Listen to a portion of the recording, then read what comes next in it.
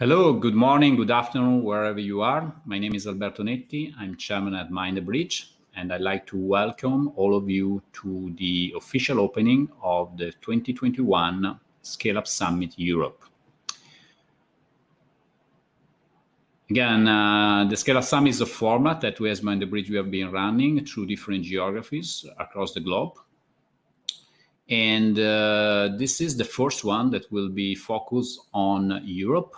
We'll have another one that will be run in the second part of the year, in the fourth quarter. But currently, we are focused on this one, and the focus of that will be Europe. As usual, we have a main partner that is working alongside with us since last year, and the partner is ICC. And I'd like to welcome and thank for his continuous collaboration and support, John Denton, that is the Secretary General of International Chambers of Commerce. Hi, John. Hey, Alberto, great to see you. Great to be with you all. Same here. I just say it's interesting because I've just got off a call with the OECD where we're launching a campaign together to improve the prospects for youth in the post-COVID world. And the point I make is it's not just about getting jobs, it's about creating jobs, and it's about entrepreneurialism. And that's what we're devoted to. Can I also just shout out to Holger from ICC Germany, the extraordinary work that my friends there have put into actually enabling this participation is great. Just to be clear, so the ICC is involved. Our role, our purpose in life is to enable business worldwide. And when we talk about that, we actually mean enabling not just the business of today, but the business of tomorrow. We are absolutely focused on building and enabling the next generation of entrepreneurs. We see them as the lifeblood of the ICC, but more importantly, the lifeblood of the global economy. To that end, we've created a series and a new innovation called the ICC Centers of Entrepreneurship, which, Alberto, are kind of like a series of startups themselves. We've launched in Istanbul, we're in Beirut, we're in the process of completing a playbook to execute in Africa. So we'll have ICC Center of Entrepreneurship in Ghana, in Lagos, in Nigeria, in Lagos, in Southern Africa. At the moment, we're exploring an ICC Center of Entrepreneurship in a Franco-African environment as well. We're also in the process of completing the plans for ICC Center of Entrepreneurship in Bogota, in Colombia, in Argentina, in Brazil, and most recently last week, we commenced the process in Guatemala. Big news, hot off the press, is we've been asked to actually develop this concept for Southern Europe as well. And we're in the process of building up a Center of Entrepreneurship concept, which will go into reality, we hope, by the end of the year in Southern Europe because of a particular issue, which is the lack, frankly, of enough entrepreneurialism, but the huge challenges we see facing the next generation as they seek to come in and battle with some of the structural impediments to just getting a business up and running. So we see the links between the ICC and Startup Stars Award, the corporate startup gang with Alberto and his team as a critical element for that. And we also see and welcome the opportunity to participate in the launch of the Startup Stars Awards with the European Commission Startup Europe Partnership, which was initiated in 2016. So the aim will be to recognize and hopefully encourage more companies to get involved in open sourcing, open access to innovation, and therefore encouraging this ecosystem. We see the opportunity to find more trailblazers here. We had some amazing winners in 2020, MasterCard, Bosch Group, BP. But with the rise of the global pandemic, there's no doubt that we're seeing more and more businesses being forced to adapt to change. And we think that one of the great opportunities of this edition is to actually help companies focus on how they're adapting to change and how they're enabling their ecosystem that supports them to be part of that change as well. So we welcome the continued engagement with you guys, and I also look forward to hearing from my colleague and friend Holger from ICC Germany. Thanks so much, Alberto. Thanks, John. And now I think this Scaleup Summit has been digitally located in Germany, and we benefit from the support of ICC Germany for the organization of that. And so I'd like to call on stage Holger Bingman, that is the president of ICC Germany. Hi, Holger. Alberto, thank you very much. And as you might see, all in ICC live wear the same color of shirts like our Secretary General. We have some problem with the audio, Volker. Let me see if we can get it better. Hello, can you hear me? Now is a way better. Yes. Sorry for this. As you can see, everybody at ICC is wearing the same color of shirts, like you say. So at the Secretary General, that's why we are such a strong organization, having that mutual understanding. No, thank you very much for the opportunity of saying some words, Alberto. Grateful for this opportunity. I think John Denton really made it clear that ICC is a very strong organization with about 45 million companies behind them in more than 100 countries. And I think its mission is so interesting. It's making business work for everyone, every day, everywhere. And the influence of the ICC around the world is based on that network. And luckily, the German brand or the German branch is one of the stronger due to the size of our economy, but also definitely to the wonderful team and members we have in Germany. I think liberalizing trade is the core issue for ICC, but it doesn't work without thinking of sustainability, digitalization, and innovation. Have a look on Germany. It has been in 2020 more than 3,000 startups created, most of them, a lot of them around myself here in Berlin, mainly focused in the sectors of retail, trade, last year, and services, of course. Last year, a lot of them in medical, in education, gaming, and of course in food sector. I think the interesting thing is, and this is what John also mentioned, is to combine the entrepreneurial spirit of a startup company with the traditional corporate thinking. And I think the major impact we have to give is the advice to other companies in Germany. Don't only buy a startup, live a little bit that startup, learn from it, and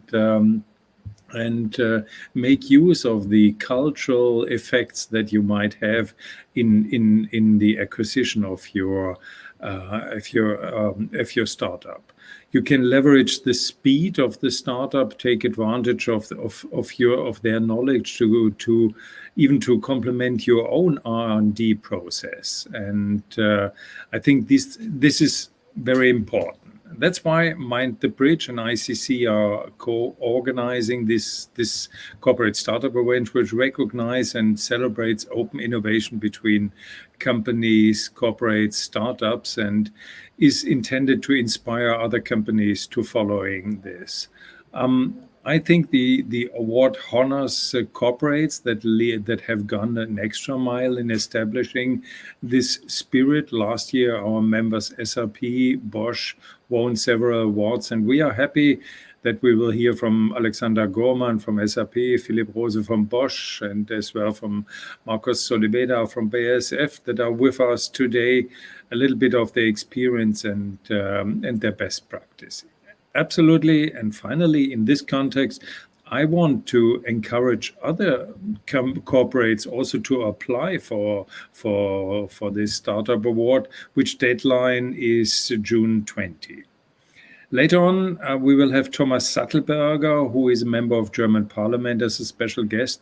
He will give us an insight of the new German 10 billion public-private fund for deep tech and how startups can help improve diversity in the German Mittelstand workforce.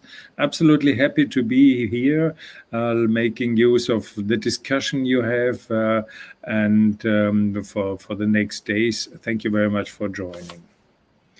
Thank you, Holger. And I think specifically the partnership with ICC Germany has been very, very beneficial. Also, I remember the workshop that we organized last month, trying to share with a larger subset of German companies the best practice of open innovation and what needs to be done in order to move the current situation even better. As you mentioned, there are some relevant German company. You made the name of Robert Bosch, you made the name of SAP, but others that definitely are front runners also in a corporate startup collaboration. But we believe that more and more should join the party in order to make the startup corporate collaboration even more broader and potentially also expanded to the not just beyond the group of large companies, but also to the Mittelstand, to small and medium companies that are very, very beneficial.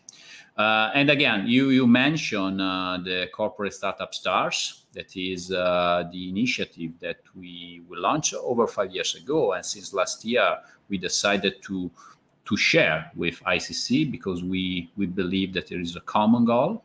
And in order to properly just to wrap it up of what it is, it's better than 100 words to take a look at this short video. Good evening from San Francisco, California. Hi Marco, hi everybody, and welcome to Europe. We couldn't be more humbled to host such a global celebration of the best in class. Hey guys, how are you? We want these next levels of entrepreneurs to be the next generation of business people, and we want them to find their home with the ICC as they look for their new opportunities in the world.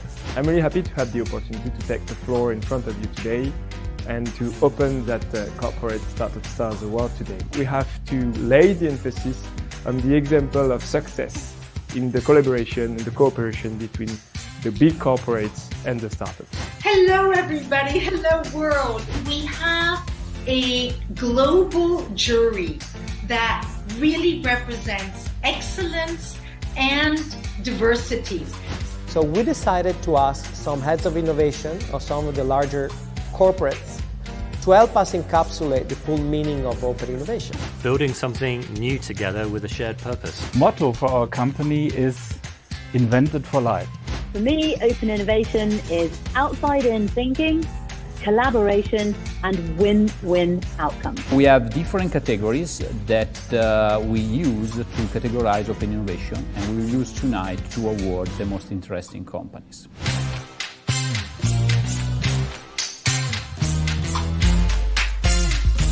All I can say is these mid-cap stars are going to be all in the FTSE and the Fortune 500 very soon because they're doing such great work in innovation. Let's start on what we call the 25 Open Innovation Challengers. And now we are going to see what are the 2020 Corporate Startup Stars. Now, the top 3. Thank you. Thank you very much. Thanks to everybody. I hope you enjoy it, and we'll see you next year.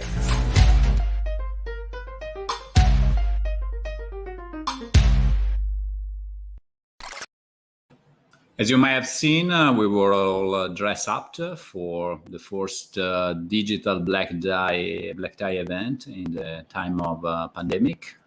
For this year, the Corporate Startup Star is still in process. Applications are open, and as mentioned also by Holger, the deadline for application by corporates is June the 20th. So there are still a couple of good 2 weeks for corporates to apply.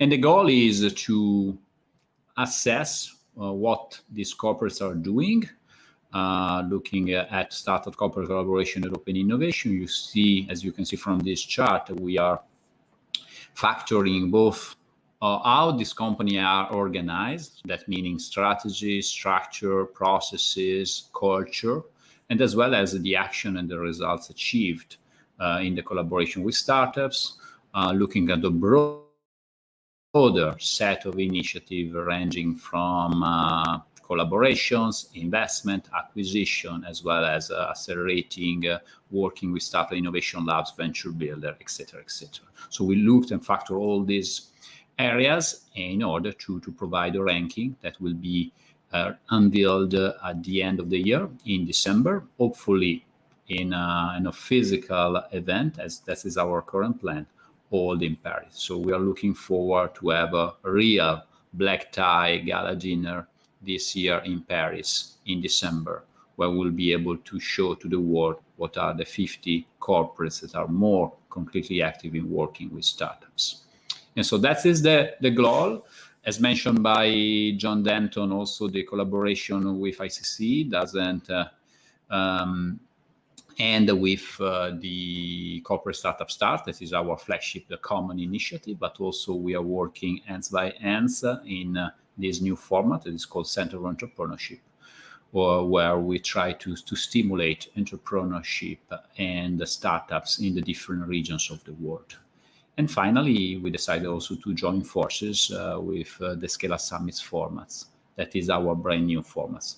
But before going into more detail, what does it mean, or what is and what are the goals of Scaleup Summit, let me just shortly present who we are. As mentioned, I'm chairman of Mind the Bridge. Mind the Bridge is an innovation advisory firm. And substantially, we have a simple mission that is feeding corporate innovation hunger and serving corporates in their innovation journey. The real difference between corporate startup stars and the others is not particularly the fact that some of them are better than others, but some of them are started the innovation journey a bit earlier, and they have learned, and now they are producing results, while others are in the process or just started. And the good news for them is that there is a lot of best practice that can be used in order to fast track the innovation journey, avoid errors, duplication, overlaps of initiative, and going more and more straight into producing results. As Mind the Bridge, we substantially work on three main areas. First of all, advisory. We support corporates in setting up their innovation initiative. On the end, we also help them to execute their innovation strategy by scouting startups across the globe. As you might see over here, we typically track more than 5,000 startups per year from all over the geographies. And we are in the position to do that because we come from that world. We have innovation and startup in our DNA. And by choice, we decided not to take a side, actually not pick up any industry of specialization, but we decided to be vertical and industry agnostic, to working transversally. Not because we don't like any sector rather than others, but because we believe that the new technology are mostly transversal and they require transversal approach. We have, in terms of geography, we have an international network that has also been powered by ICC now, and then we can definitely have even broader reach. But if you can see our location, we have headquarters in Silicon Valley in San Francisco. We have a brand new office in LA. We just have opened an office in South Korea, in Busan. And then we have a strong footprint across Italy and Middle East. And that's what we are and where we are and what we do for a living, mostly supporting corporates. Our ability in advising corporates in what is best to be done, talking about open innovation, more specifically talking about CVC, venture builders, accelerators, venture client, and all the different models that we will show you later on, is due to the fact that also thanks to the Corporate Startup Start, we are in continuous dialogue with the innovation leaders from across the globe. And then we decide also to give back our learning by publishing how our discussion with the chief of the innovation of the Fortune 500 companies in our series that is called the Mind the Chat. As you know, anything that we do at Mind the Bridge, there is a mind or a bridge involved, and our interview format is called Mind the Chat for this specific purpose. And then you can have also the opportunity to go through our different discussion and understand what all these innovation leaders are doing in the different areas of expertise. If we can move to the next line, just to presenting the Scaleup Summit format, as mentioned, the Scaleup Summit is our platform for moving from one geography to another. So we go after the startups and we bring our corporate partners in this journey of discovery. And it's not just a journey of discovery, it's a journey of business matching, because the real goal of a Scaleup Summit is to facilitate partnership between corporates and startups. So we have a group of corporate partners that bring them across the globe in different geographies to deep down into the different local ecosystem and identify the most interesting startups and hopefully to trigger some business or strategic opportunities. We have been in the Middle East and Israel in the first quarter of the year. Currently, we are in Europe. At the end of the month, we will move to South Korea for our South Korea Scaleup Summit, and the beautiful news that I have to share with you that will be a physical summit. It's something that we no longer use because the condition in Korea allows to do that. And we hope to follow the same path also in September when we'll have our Scaleup Summit also in our offices in San Francisco. And then we'll go back to Europe, specifically in France, specifically in Paris, for closing the cycle, also joining the Corporate Startup Stars celebrations. Let's go to the structure of the Scaleup Summit Europe. And you can see there is an opening, that is the one that we are leaving exactly now. And the goal of the opening, that is, again, by definition, is open to everybody, is to explain what you're doing and providing some interesting insights. And we'll go back to the program in a few minutes. But there are also some important components of the Scaleup Summits that are mostly happening behind the scene. The first one is what is called the Open Innovation Bootcamp. The Open Innovation Bootcamp is a closed-door session when we invite our corporate partners to talk with some innovation leaders. You can see what are let's say the open highlighters of our Open Innovation Bootcamp that will happen Monday, in a week from now. It will be closed door by invitation only, and the focus of this Open Innovation Bootcamp, it will be to discussing of the transition from the corporate accelerator model that is definitely trending down for multiple reasons to the new probably model that most of the corporates are currently exploring, that is called venture builder. And then we have the opportunity to discuss some companies that are adding this journey and as in this evolution of setting up a venture builder. And so we have the opportunity to discuss with Telefonica. We're discussing about the Wire Builder model with SAP, discussing about the transition of StartTech, that is the traditional accelerator model, into something that is more broader and more effective tools. We'll discuss with Airbus, and specifically we'll discuss about the new builder called StealthX. Then we'll discuss with Iberdrola that just launched and announced a venture builder. And there's also the opportunity to take a look at what is happening in the Dubai startup scene, also with the participation of Dubai Future Foundation. And then we have other corporates joining the party and sharing insights. As mentioned, the Open Innovation Bootcamp by definition is restricted to a dozen of innovation executives, and it is closed door following the Chatham House rule with the goal of really having the opportunity for sharing insights, not for public discussion, not for marketing and branding, but mostly to understanding what it works and what it doesn't. And the other real component of a summit is also the opportunity to share insights, specifically to deep dive into what is happening in the region. We just published our first of conversation last Friday last week, with Peter Jorgensen, that is the head of Maersk, that is the venture capital arm of the world's largest shipping company, that is Maersk. And then we will continue our conversation with SAP, deeping down what they are doing on the entrepreneurship side. And then we'll go to look at the team, former Telecom Italia experience, discussing how they are reshaping their entire suite of open innovation initiatives. And then we also the opportunity to discuss about mostly on the political angle. And then again, the real goal beyond the presentation, beyond the deep dives, beyond the boot camps of a Scaleup Summit is to making business opportunities happen. And so the main goal is the things that will happen behind the scene, that are the meetings that our corporate partners will have, the most interesting European scale-ups. And I will show in a bit after the conversation what are the most interesting ones. But let's go back to the agenda. Again, as mentioned, we have the pleasure to hear from ICC and ICC Germany what is currently happening and what is the status of our collaboration with them. And now we have the opportunity to deep dive into what some of the corporate startup stars, actually we pick up 3 German corporate startup stars also, because this summit is digitally hosted in Germany. And so we have the opportunity now to share some insights with some of these companies, and specifically our SAP, Bosch, and BASF. I would like to call on stage Alexa Gorman. Marcus Solivienda, and Philip Rose. Hello. Hi, Alberto. Hi, guys.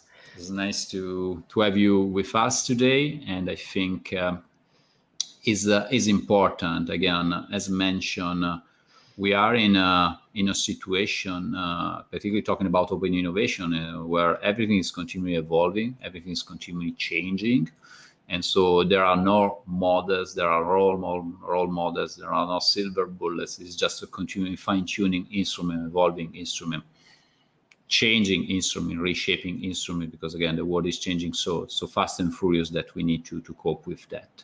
And so I think it is a great opportunity to have an opportunity to discuss with some real innovation leaders that are really making a dent into this startup corporate collaboration, to also to understanding what is currently happening inside each of your corporate experiences, and specifically what you're up to. But before starting, I will ask each of you to introduce. We have a slide, and maybe Carmen, you can project with the different models that might probably, not the one next. The one with the models. This one, perfect. So again, this is the different models that typically we map. Again, typically the way corporates interact with startups, ranging from exposure, trying to understand what is happening in the most advanced ecosystem, Silicon Valley, Israel, others, entrepreneurship initiatives that are currently evolving into something more broader than just simply working with employees and trying to stimulate entrepreneurship. Also, is becoming also a source of deal flow, mostly open to early stage. Then we have what fall into the category of the innovation labs, from the, let's say, a bit old-fashioned as corporate accelerators towards venture builder, that is the new kid in the block. And then the venture client, mostly focused on partnering with startups, commercial relationship. And then there is the investment, CVC, and the acquisition part. And then I will ask each of you to quickly present what you guys are doing, and specifically highlighting what are the tools that your corporate is definitely using. And so, I don't know, Alexa, if you want to take the lead. So Alexa Gorman for everybody, she's worked as SIP. And Alexa, the floor is yours. Thank you, Alberto, and thanks for the invitation to share some of the work that we're doing at SAP. I think it's important, like you said, Alberto, that we continue to fine-tune, and even this year we've fine-tuned the whole process a little bit further. Last year we brought, for example, just in terms of organization, also the intrapreneurship with the external startup activities together, because we see that there's a lot of synergies that we can leverage between both of the teams. So they are we're now in one team together. And so we basically do a little bit of everything that you had on the chart. We have an intrapreneurship program, and you referenced them in the chat around that, where we engage with employees across the globe to find really innovative solutions, ideas that can help future-proof SAP going forward. Once they get selected, or the top ones, and we're currently in that process, then we have them go through internal acceleration programs and really get to the point where they get seed funding internally at the end of the year. So they have MVPs by the end of the year, and then they continue to be nurtured and have the opportunity during 2 to 3 years to continue to build out those solutions. And then once they have a certain maturity and first customers, they exit basically into the typical SAP portfolio. And we have like Room, for example, or Spotlight. Some of those are companies that came out of this process. We also have the innovation labs, as you know, across the world in the main startup hubs. We have 9 that are actively working with startups, more in the terms of scaling the startups by giving them access to our customers, and at the same time giving our customers access to cutting edge innovation that complements SAP's portfolio.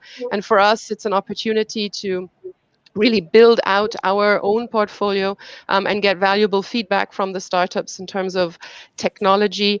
We do have a resell model too, that once they get to a certain size, we get companies like Big ID, who's our first unicorn in the portfolio, who then also turns into a commercial model where SAP salespeople sell the startup solution.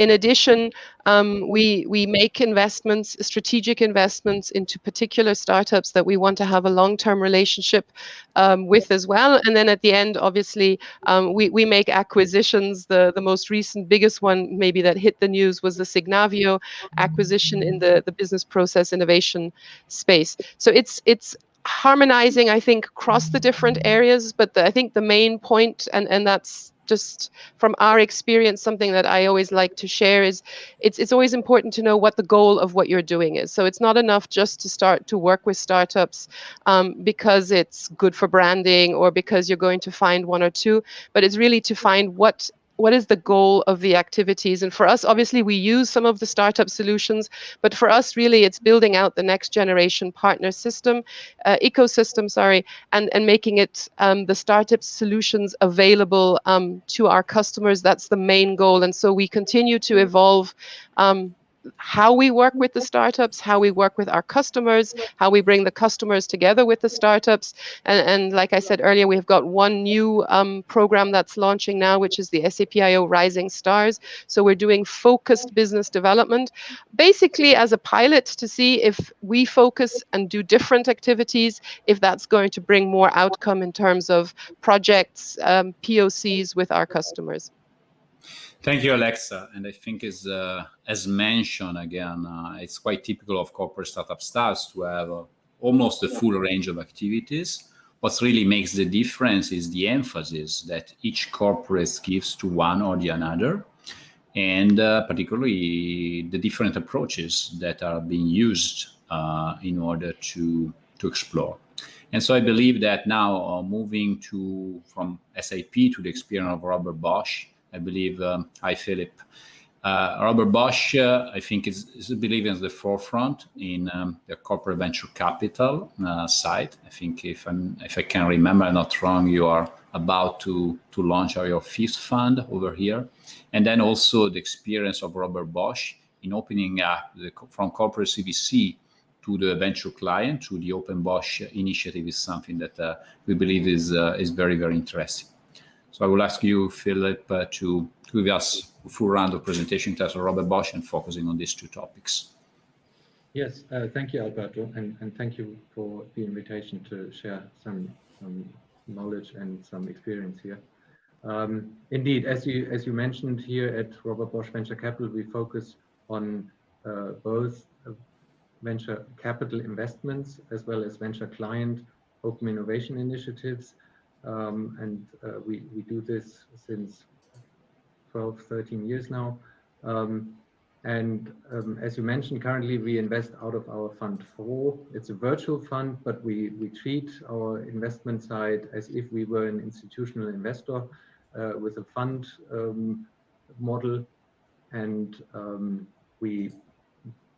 out of those funds, we do between 5 and 10 investments a year. The fourth fund now is 200 million euros large. As you mentioned, we are planning to raise kind of internally our fifth fund in the next couple of months. I cannot say yet how big that will be. And over time and with these investment activities, we gained a lot of insight through the broader and larger deal flow that we generated each year. And out of that, we realized that many of those startups we saw and see do not only represent a good opportunity for investment in ideal cases, but also that more of them even are potential partners for Bosch business entities. And that's how we then developed this venture client model of open innovation, where we are kind of the matchmaking part in between, where we bring both sides together and try to introduce the startups to to Bosch operating entities, and together jointly discuss where there are opportunities for collaboration, cooperation. And this is getting more and more accepted also in Bosch. It's not easy from the first day on. The not invented here syndrome is also very present in the Bosch groups sometimes. But over time we have... Not just there, I have to say, not just there, yes. But over time we have convinced more and more business entities that it is indeed makes sense to look at also co-innovation projects as a means of becoming or remaining or innovative. And so currently we, I just checked it before, we are currently working on around about 50 such co-innovation projects that we may finalize within this year, coming from around about 5 or 6 3 years ago. There you can see how quickly this has gained momentum here in the group. And so we believe that with this combination of venture capital investments and venture client open innovation initiatives, we indeed bring the Bosch Group forward in becoming or remaining more innovative, not only by inventing everything in-house, but also by collaborating with startups. A quick question for you, Philip, that I think is super interesting. Again, there is a clear synergy, and again, I've been discussing also with Ingo multiple times, that you have a CVC unit, by definition, you do scouting for a living, and though I think there are a lot of synergies and a lot of efficacy in running the scouting, also not just for investment purposes, but also for trying to stimulating partnerships. The real question here is how you keep separate, because I think what is probably is valuable for a business unit, a business line, is not a good fit for investment, while something that actually is a good fit for investment is particularly not of interest to the business unit, because typically a CVC or proper CVC need to invest ahead of business. And so probably there is not particularly point of connections. How you keep the two things separate? Because you are working on different horizons. H1 for the Open Bosch and H2 and H3 for the others. Yes, yes. So indeed, and we do distinguish very clearly between the two. And the investments we do entirely and only and very independent here within Robert Bosch Venture Capital as a subsidiary of the Bosch Group. And this is purely our domain, and it's a kind of partnership model where only we internally decide whether or not we invest. Whereas the Open Bosch projects, there we are kind of only the moderator. We bring the startup together with the Bosch business entity, and if they agree on starting a POC project, proof of concept project, then it's a legal and organizational relationship between the two, not with us, but between the startup and directly the Bosch business entity. And with this, we kind of are able to separate the two. And if I'm not wrong, the fact that you are definitely investing ahead of business is also proven by the fact that Robert Bosch, unless you have changed something recently, have not acquired any of the portfolio company of Robert Bosch Venture Capitals, correct? So far, this is still correct. That's right. Yeah, so far, this far. It's not a target. I mean, we have introduced quite a few of our portfolio companies to Bosch entities and said maybe this is also an acquisition target for you. But so far it hasn't happened yet. We have introduced other startups that finally got acquired then by Bosch, but not out of our portfolio. But because probably you are really investing ahead of business, really far from what are the current needs, and that's probably explained. And so that's why sometimes also trying to looking for KPIs for corporate venture capital. One is indicated, maybe the number of acquisition, but probably is not even the right one to be factor, because that's my force probably to do something that is not exactly in the core. Thank you, Philip. And now I really like to call on stage Marcus Solibienda. Marcus is the general partner leading the corporate venture arm of BASF.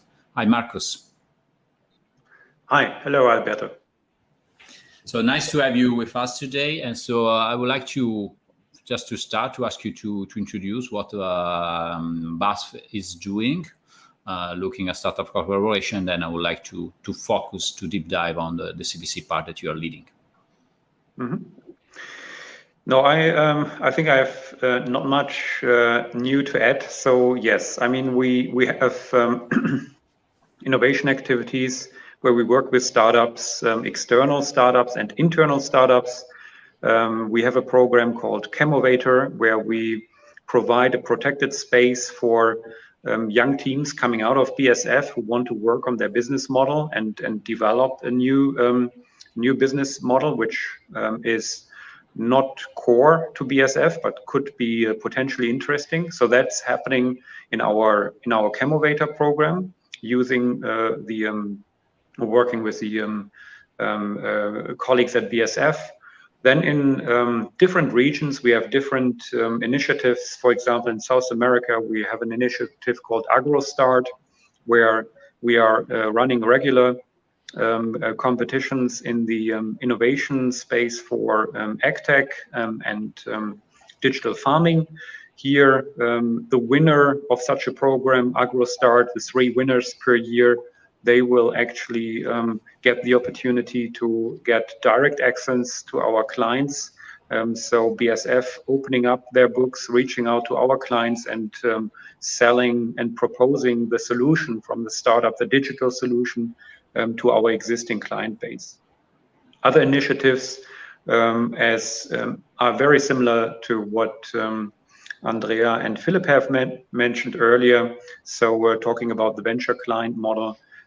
So out of this deal flow that we generate with our corporate venture capital unit, last year we created 60 of these partnerships between a startup and one of our 12 operating divisions at BASF, which we find is a good result. And again, here we are just the moderator. We initiate the relationship, and then we hope that from there on, the startup and our operating division is working. They are working well together.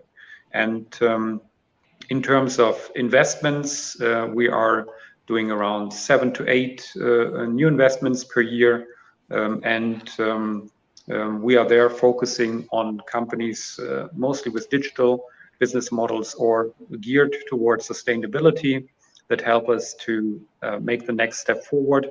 We are not investing in companies that are just helping us to improve our operations as BASF. So we are very market oriented with our investment approach.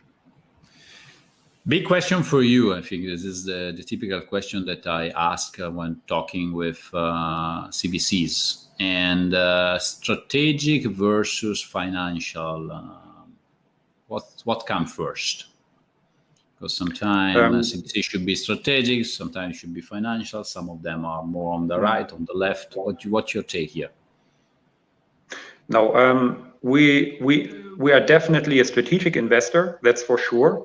But of course, also with a financial target. And the financial target should not be much, let's say, should not be less ambitious than that of a typical financial VC. And otherwise, I think yes, we are somehow limited to a certain industry, but in our case, the chemical industry is huge. So we have so many interesting opportunities we can invest in.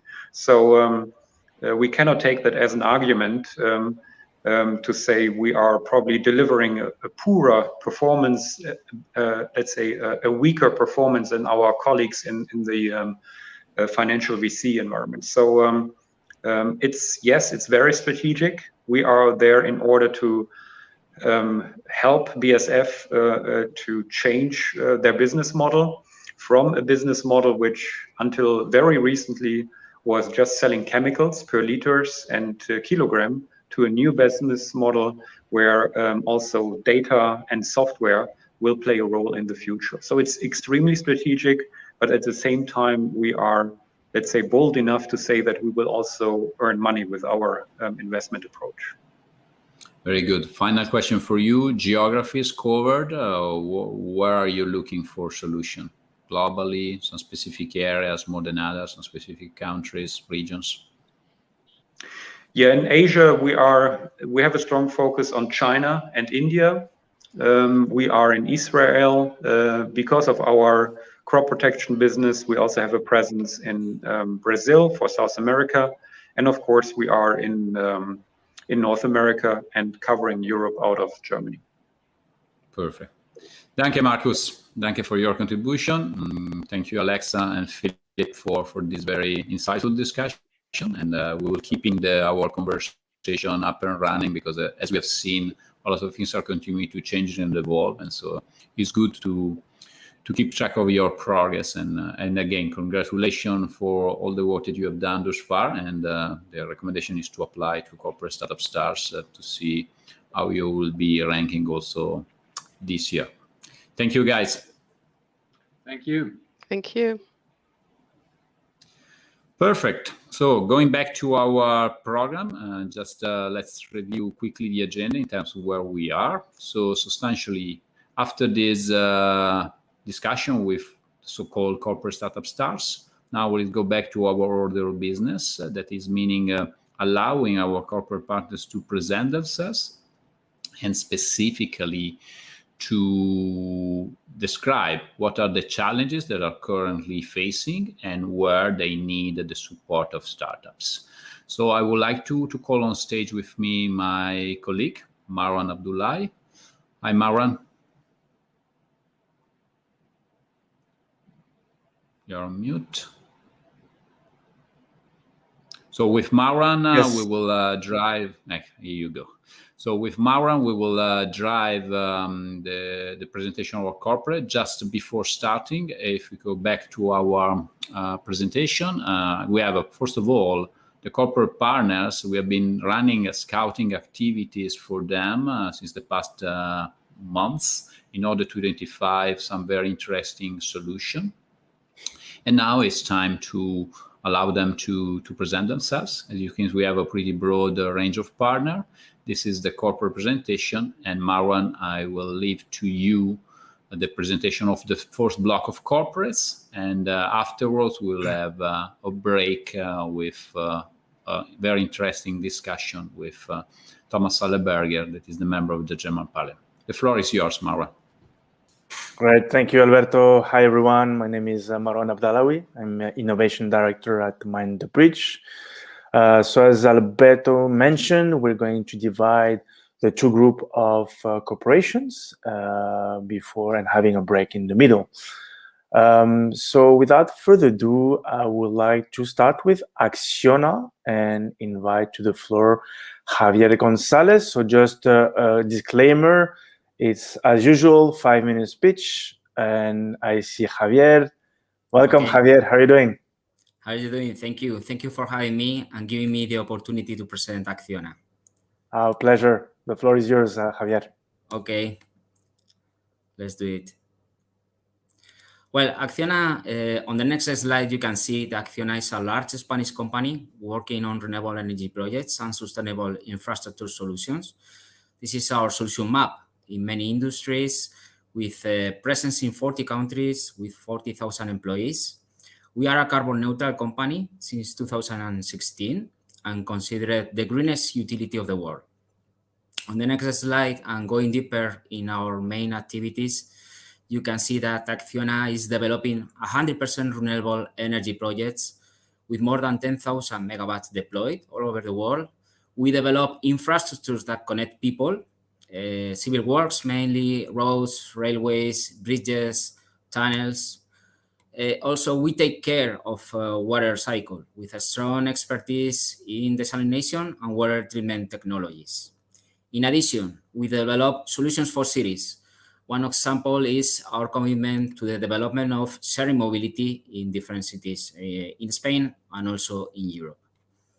On the next slide, you can see that this is what we call business as unusual, based in two pillars. The first pillar is sustainability, not only because it's our presence in different rankings, international rankings, but also because it's part of our strategy through the development of our sustainability master plan that drives all the business activities.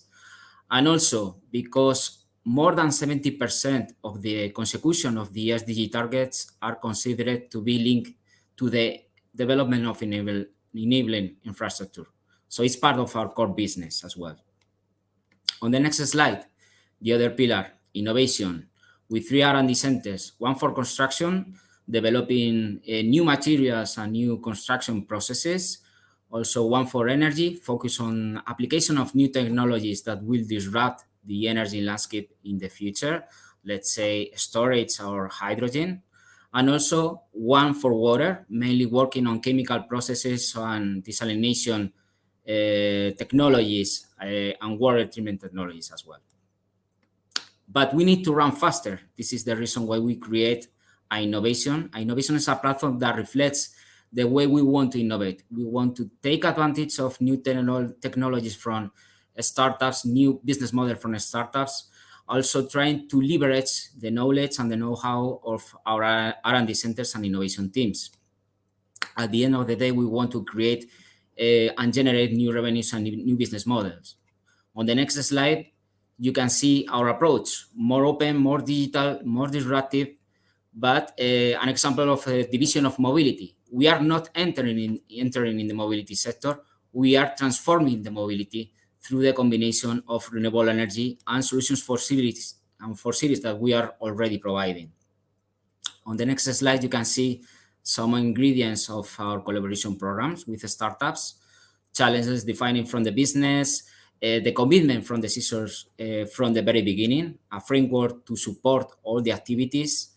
Co-creation is key for us, working together with agile methodology, testing, validating our solutions in real environment, let's say a PV plant, water treatment plant, a wind farm, for instance. And finally, clear next steps to scale the solutions beyond the projects. On the next slide, you can see what we are looking. We are looking for startups in the construction tech sector, startups that help us to improve the way we deliver the projects. We are looking also for startups to improve our operation and maintenance, and also trying to extend the life of our assets. Also, we want to collaborate with the startups in the energy transition of our clients.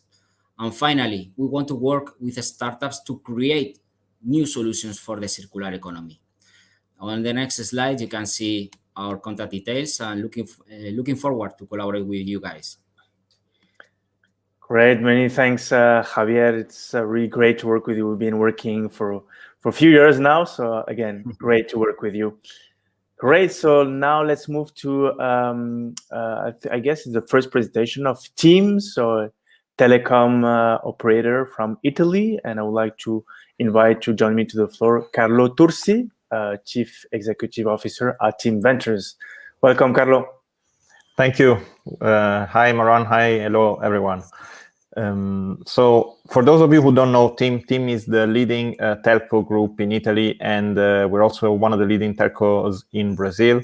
We develop fixed mobile cloud infrastructures, data centers, and we offer services and products for communication and entertainment. In the world of telcos, we're undergoing a very fast digital transformation, both of adjacent sectors, but also structural changes in our own industry. And therefore, new interesting scenarios are opening. And in these scenarios, we want to capture new opportunities by broadening our offering of products and services. So in this context, both open innovation and venture capital are the tools that we use to accelerate this internal transformation process, leveraging collaboration, strategic partnerships, and investments in innovative companies in their growth phase in order to allow TIM to play a primary role in its core market and in adjacent ones. So on this slide, we see what we're doing in the area of open innovation. WCAP is the name of our open innovation program, which is a program that favors collaboration between our group and ready-to-market startups, SMEs, and scale-ups that have innovative solutions that can allow us to innovate our portfolio of products and solutions. We have three main pillars of our program that you can see on this slide. The first one is continuous scouting and business development, which is aimed at identifying scale-ups that have innovative and sustainable solutions that allow us to address business needs of our group. The companies we select gain access to simplified collaboration procedures with all the companies of the team group. For example, they gain fast track to our vendor qualification process, fast track in the payment cycle, etc. Second pillar, sustainable innovation. We also aim at supporting the development of earlier stage startups that have an impact on sustainability to promote open innovation initiatives that are in line with our sustainable development goals. Third pillar, corporate entrepreneurship. We develop special programs that are targeted to our own employees, team groups, employees, aimed at fostering the development of entrepreneurial ideas on new products, services, and business models that are in line with our business plan strategy. If we can move to the next slide. So all the activities that I mentioned are carried out leveraging our open innovation platform, which is available on our website, which is www.wcap.team.it. This platform is where we periodically activate new scouting initiatives aimed at identifying innovative companies whose solutions address some of our group's business needs. And for example, we recently launched the Olivetti IoT Challenge. Olivetti is a fully owned subsidiary of the team group, and it is our digital farm for IoT solutions. And the Olivetti IoT Challenge is a global call for startups that is currently still open, and it's targeted to international scale-ups that are active in the Internet of Things space, more specifically in three verticals that are industry, retail, and smart cities. For those of you who are interested, you can find all the relevant information on application requirements on our website, which I repeat is www.wcap.team.it. If we can move now to the next and final slide, I'll tell you a little bit about our corporate venture capital activities. So Team Ventures is our corporate venture capital arm. In 2020, we relaunched our venture capital activities with a clear strategic decision to focus on growth stage investing. This is what we do, and we do it because we want to identify high potential scale-ups, not only to invest in them, but also at the same time, ideally, to develop strong synergies, be it industrial or commercial in nature. Team Venture strategy has two parallel paths. The first one is direct investments in scale-ups with a high strategic fit, and the second one is to invest in venture capital funds that are aligned with our overall strategy. Recent examples of direct investments are Satispay, that is one of Europe's leading payment wallet providers, and I can mention also WeSchool, which is Italy's leading solution in the digital education space for school students. In terms of funds, we are currently invested in Northgate Comstech, which is a US-based telco VC fund.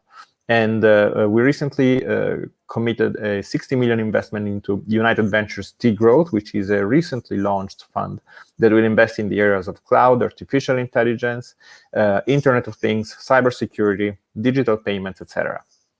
For those of you who are interested in learning more about Team Ventures, I encourage you to go visit our website at www.teamventures.team.it. And that's it for now. Thanks all for your time. Thank you, Carlo, and congratulations on your new investments. Thank you again. Let's now move into the world of energy with a company that also we've been working with them for a while. So Eni, and I would like to invite Giacomo Silvestri. Hi, Giacomo. How are you doing? Hello. Very good. Very good. Thank you very much, Marwan, for the opportunity. Thanks a lot. You're welcome. Our pleasure. Good morning to everyone. So as you probably know, I mean, as E and I, we are in the mid, we can go to the next slide, in the mid of a shift, let me say, a radical shift in terms of our strategic paradigm and our business strategy. So moving basically from a traditional energy and oil and gas company to a completely new company focusing to be and aiming to be an integrated zero carbon energy company. And when I say zero carbon, this means zero in respect of scope 1, scope 2, and scope 3. And we fix and define pretty challenging goals in respect of this challenge for the next years in 2030, 2040, and 2050, given that it's going to be a pretty challenging and long turnaround. This means that we want to decarbonize all our business, but even diversify our business and change the way we are business. And in doing that, of course, we need to change also the way we work, the way we are organized, and introducing more and more flexibility in all our processes. So what stands the digital for in this context? And we move to the next slide. Basically, all our digital strategy, all our digital focus, it's around 4 main missions, or let me say 4 main goals. The first one, as I said, digital is key in order to build a different way of working, a different workplace, to sustain more flexible, smart, and lean processes. The second, of course, digital can change and can extract more value from our industrial asset, what we call smartification or smartify our assets, not only in terms of augmenting and enforcing our production or gaining more efficiency, but digital is also key in order to obtain more, let's say, an energy efficiency. So taking care of our decarbonization, even in the way we do and perform traditional tasks, so reducing basically the emission. The third, and this sounds with our diversification strategy, of course, and my colleague from maybe retail business know better than what I know, digital is key even to put the customer at the earth, to change the business strategy and the product and the service we every day offer to our customer base. Digital can help us in knowing better our customer and in serving better our customer. This is the third mission we have. And finally, of course, digital play an important role in enabling this energy transition, in helping us to move into new businesses, at least in 2 ways. The first way is creating what we call plant digitally native from scratch, from the beginning. And in second, applying, for example, artificial intelligence in our R&D processes in order to accelerate the way and we found new products and new decarbonized services. Going into the next slide. So given that these are the 4 missions that we have as digital, how we do it? Basically, I mean, no rocket science. On a side, we are focusing more and more and simplifying our portfolio of projects in terms of key priorities in what we do and where we focus. And in a minute, we will see the 9 areas where we focus as a digital strategy. The second is about the how we do it. And basically, and here comes Mind the Bridge. Given that ENI is not based in the Silicon Valley yet, we are opening an outpost together with Mind the Bridge, but we are not born or based there. So we need to do things not alone. And we need to be better and faster in finding partners, in finding startups, in finding new ideas and innovation that can support us in this strategy. The second pillar on how we do it is we are building an internal digital factory, embedding all the new competencies we need in order to be faster and simpler deploying our digital strategy. Basically, data science, experiential design, and of course, agile and all the Scrum Master activity related to it. Entering finally in the last slide of this presentation, here you can find represented the 9 areas, the 9 strategic areas where we act practically our digital portfolio. So of course, there are areas such as safety or energy efficiency that are across all our business, are transversal to our business, including, for example, in energy efficiency, also the employee or all the support function. For example, we are seeking for an employee solution that help us in reducing the employee carbon footprint, or plant digital efficiency that is focused across all our industrial business. But then we have also areas that we are developing that are more specific to single business. I give you just a couple of examples, like, for example, the carbon capture or our forestry program, and we are discovering more and more tremendous innovating ideas outside, and thanks to open innovation. Or, for example, in defining and shaping what we call the service station of the future, given that our traditional retail business is completely changing his skin into a more retail business, not only based on oil product or ex-oil product, but more based on a hub of mobility. So in this arena, in this 9 area, is where we are looking for innovation. Thank you very much. Great. Thank you very much, Giacomo, and for respecting the 5 minutes. So let's move now to another energy player, one of the leader in renewable with NLX, and Daniela Kumbo from Innovability. Hello, thanks Marwan, thanks for the opportunity, and hi to everybody. The floor is yours. Yes, thank you. So I will give you a brief overview of NLX. If we can go to the next slide. NLX is one of the company within the Enel Group, and we have the mission of assist the customers in using energy in a more efficient and sustainable way through basically electrification and digitalization. So what we want is to create new value through the offer of new products and services, basically. Going ahead to the next slide, how we are organized. So NLX is organized in 6 business lines. We have B2G, B2B, and B2C. That are the 3 business lines that are customer-centric. While we have 3 additional business lines that are e-mobility, financial services, and ultra broadband that are more product-oriented. All our portfolio of products and services is based on 4 strategic pillars that here: platformization, digitalization, integration, and creation of digital platforms and ecosystems. Next one.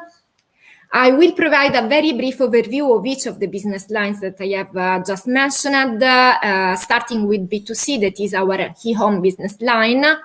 We have basically 3 product clusters, all that is related to the home appliances, but also PV plants as well. Home assistance that is connected to the maintenance and repair services. To provide you an example connected to our offer for domestic customers, and our smart home ecosystem, let's say. Next slide. It describes a little bit where we are in terms of geographical coverage. Europe, obviously, but we are quite strong also in Latin America. And talking about domestic customers, in addition to our core business services, we also offer other services like telemedicine, financial services, and mobility charging, just to provide you some example. We can go ahead to the next slide. We have described here our B2B business line. Industry, again, 4 product cluster here. Customer insight that deals with like utility bill management, as well as energy management and building management system, distributed energy, flexibility services. That basically means offering, to provide you an example, demand response services. And energy storage system for, let's say, industrial customer. We can go ahead. Where we are with these product and services, we have a broad geographical coverage. We are present in Europe, but also in North America, Latin America, and also in Australia. We can go ahead. Very briefly, B2G includes all the services that we provide to public administration. To mention something, smart lighting, smart city solution, and we also provide end-to-end solution to enhance the electrification of public transport. We can go ahead. with the next slide, we are present here in Europe, but we have also a strong presence in Latin America. And here our main goal is to allow the decarbonization of many of the uses of the energy uses of the public sector, including the electrification of public transport. We can go ahead. This is one of our business line that is product centered. Basically, in the e-mobility space, we are public charging owner operator, but also mobility service provider, and we provide, let's say, a one-stop shop technology in the field of electric mobility. Next slide. Again, we have a huge presence in the world with our products in this field. And here our customers vary from EV drivers to e-mobility solution providers, automotive industry, commercial industrial customers, and so on and so forth. We can go ahead. Last one, financial services, that is also the newly born business line within NLX. We have two main product clusters here, FinTech and PayTech Factory. In the next slide, they are a little bit better described. Basically, we provide payment services and also banking offering, not only in the making use of the digital channel, that is one of the channels that we use more, but also through a physical channel. And this is particularly true in Latin America. We also provide card lending and personal loans for unbanked customers, for instance, in Peru or in Colombia. We can go ahead. And with this, I conclude my presentation summarizing which are our challenges in each of the 5 business lines that I have just presented. To give you a couple of examples, we are looking for value-added services to improve public lighting offerings in terms also of improving operation and maintenance, data-driven solution and decision support system for PIAs, and all of your solution can be submitted in our openinnovability.nl.com website, where you can submit your ideas answering to all these challenges. Great, thank you very much, Daniela. Very clear. Thank you. So now let's move to the last one of this presentation, but not the least one. So I would like to invite to the floor Cecilia Visibelli from SNAM. Cecilia is head of Open Innovation Hub, right, Cecilia? Hi, hello everybody. I'm so honored of being here again with you. And today I'm presenting SNAM. SNAM is one of the leading energy infrastructure company in the world, and its businesses are, as you can see in the next slide, transportation, storage, and the regasification of the natural gas. Today, I'm presenting SNAM, and if you can flip to the next chart, we have a brief overview about financial results. SNAM is one of the 10 listed companies by market capitalization, achieving almost 15 billion euros of market cap with a BBB plus credit rate according to S&P. And in 2019, SNAM's total revenues were 2,600 million euros, with a growth of plus 3% compared to 2018.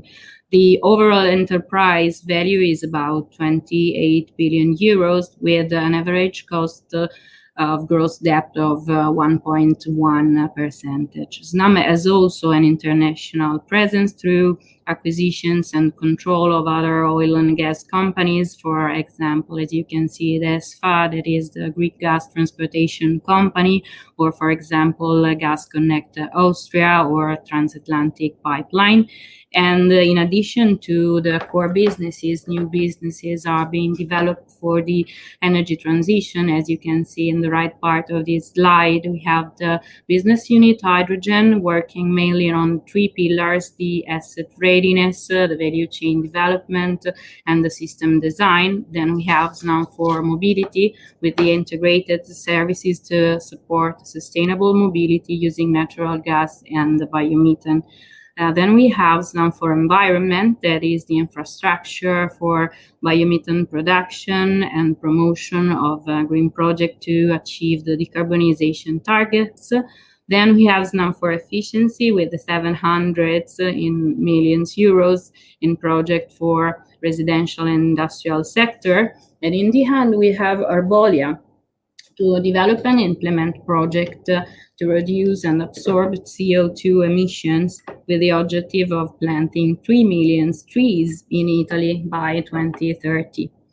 In the next slide, please, our strategic goals for the 5-year period 2020-2024. The first one is the infrastructure development with 7.7 billion euros that will be invested in the digitalization and modernization of our network, of our infrastructure, and in maintenance and the methanization of Sardinia Island. The second one is net carbon zero. Snam is committed to achieve carbon neutrality by 2040 in line with the target of the containing global warming provided by the Paris Agreement. Then we have the scorecard, the ESG. ESG factors are related to the environment, social, and governance, and Snam is committed to initiatives that addresses these parts. And the last one, new businesses for the energy transition with an investment of 0.7 billion euros. Snam addresses the two main challenges, climate issues and pollution. And in this context, started a new open innovation project called Snam Innova, dedicated to the energy transition, promoting the experience within Snam, but also looking outside for the best innovative solutions and startups on the market. If we can flip to the next chart, please. Snam Innova is provided by the Open Innovation Hub unit. I'm the head of this team, a team working inside the business unit Digital Transformation and Technologies. And the distinct nature of our unit is to work very closely with the other business units in order to achieve the strategic goals of 2020-2024. And the activities in which the Open Innovation Hub unit is involved are in internal and external innovation, in the experimentation and approval of concept, and in the promotion of an innovation culture. If we can go ahead, please, to the next slide. Thank you very much. In order to carry out the external scouting activity, the Open Innovation Hub starts from collection the business needs, and the needs can be divided into 4 areas. As you can see, the first one is the sustainability, renewable energy, and circular economy. Then we have the digitalization, the operation improvement with the energy transition focus on hydrogen.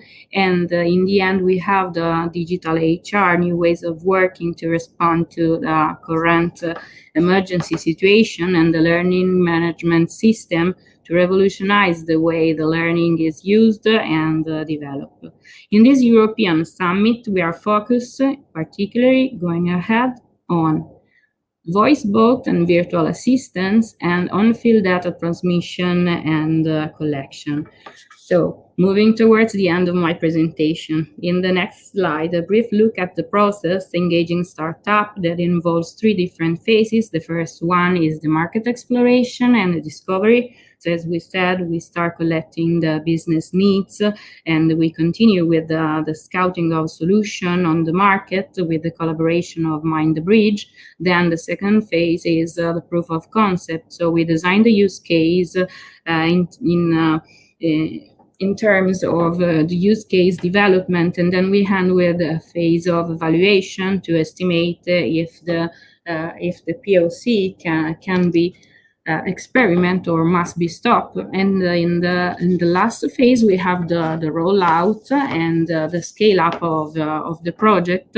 And this phase is accessed by the experimentations that have successfully passed the phase of evaluation. And the startup will be contracted and a new project will be undertaken. So in the next page, thank you very much. SNAM is working with different entities. As you can see in the slide here, some example of the experimentation that have passed the rollout phases successfully. You can see smart monitoring, health and safety, for example, or hydrogen sustainable mobility, augmented reality, operation improvement, also spatial asset monitoring system. But in the last slide, what I want you to say, and it's my very last slide, I promise. What is the SNAM expectation from you and from Mind the Bridge collaboration? First, finding innovative solution to work with, then positioning in the innovation ecosystem, and the last one is stimulating collaboration with external bodies such as research centers, university, and the startups. So that's what we want. Thank you so much. Thank you for your time. Great. Thank you very much, Cecilia. That ends up the first round of corporate presentations. So now I would like to hand over to Alberto, that will have a great discussion with Thomas Sattelberger. Thank you, Marwan, and thank you for this first round of presentation. Now let's break up a second, and we have a big opportunity today to deep dive into what had happened and what is about to happen in one of the leading Europe ecosystem, that is Germany. And we have the opportunity to talk. We have with us Thomas Sattelberger. Thomas. Hello. Thomas is a member of the German Parliament, but is also a long prior experience in sitting in the board of a lot of DAX companies like Deutsche Telekom and others. So I think one of the most striking point with talking with Thomas that he knows both the corporate world and the political agenda. And I'd like, before starting our conversation, Thomas, just to point out a couple of data that might be interesting also for corporate positioning, what is happening in Europe and what is happening in Germany. And then if you can look at these data that are showing the trend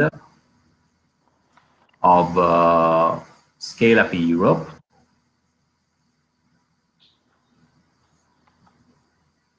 Can get it. That one, perfect. This is coming. So this is what is happening in Europe the past 10 years. And so this is the number of scale-ups, and this is the capital raised year over year. And then we see that before 2020, before 2010, nothing was there, substantially nothing.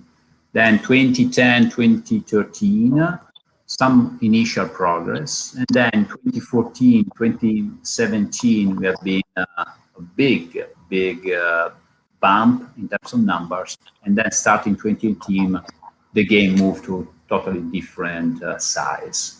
And then, and this is Europe as a whole, but then if we narrow down looking at the different countries, we can see that Europe is scaling up, yes, but it's scaling at different pace. If we go to the next slide, we can see which is the capital invested in the different main countries as an average in the last 3 years, 2018, 2020.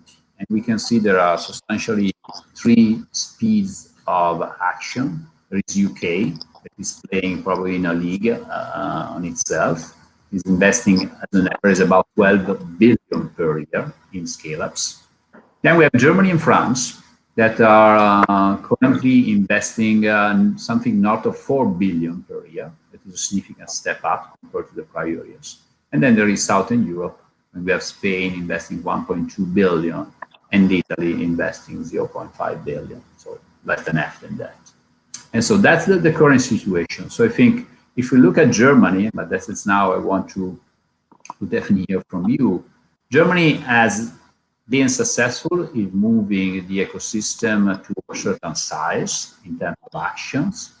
I would like to get from you, Thomas, what has been, in your opinion, the best political choices that has been done in order to support such a progress? And then that would be the second part of our conversation.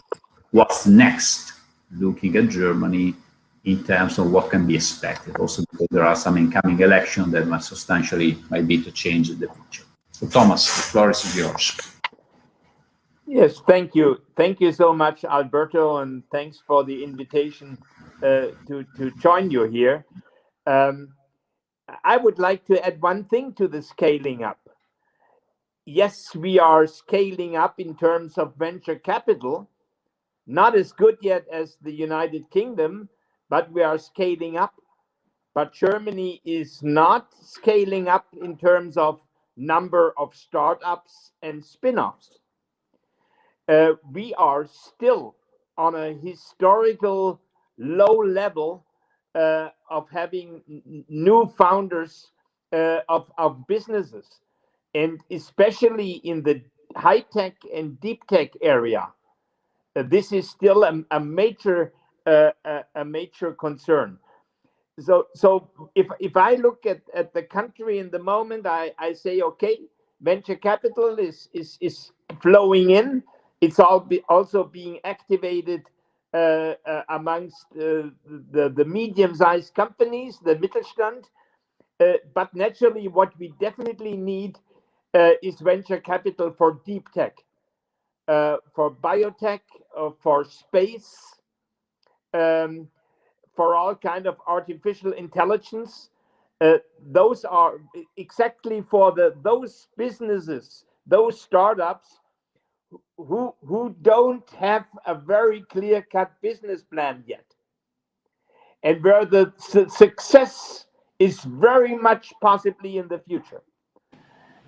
That is number one, and I'm happy to hear since about 1.5 and 2 years that we are going to create a future fund in Germany, public-privately with different risk classes, also a deep tech classification, but it still needs to happen. Secondly, what has going well in the past, probably the whole issue of deregulating access of talent into Germany. This definitely has improved. There is still a way to go. Still, the bureaucracy when it comes then in local decisions is still very tough. But in a general level, we are not yet with the Canadian immigration law, but we are good going ahead. But naturally, Germany in the moment, and I'm heading the national STEM initiative, science, technology, engineering, and math.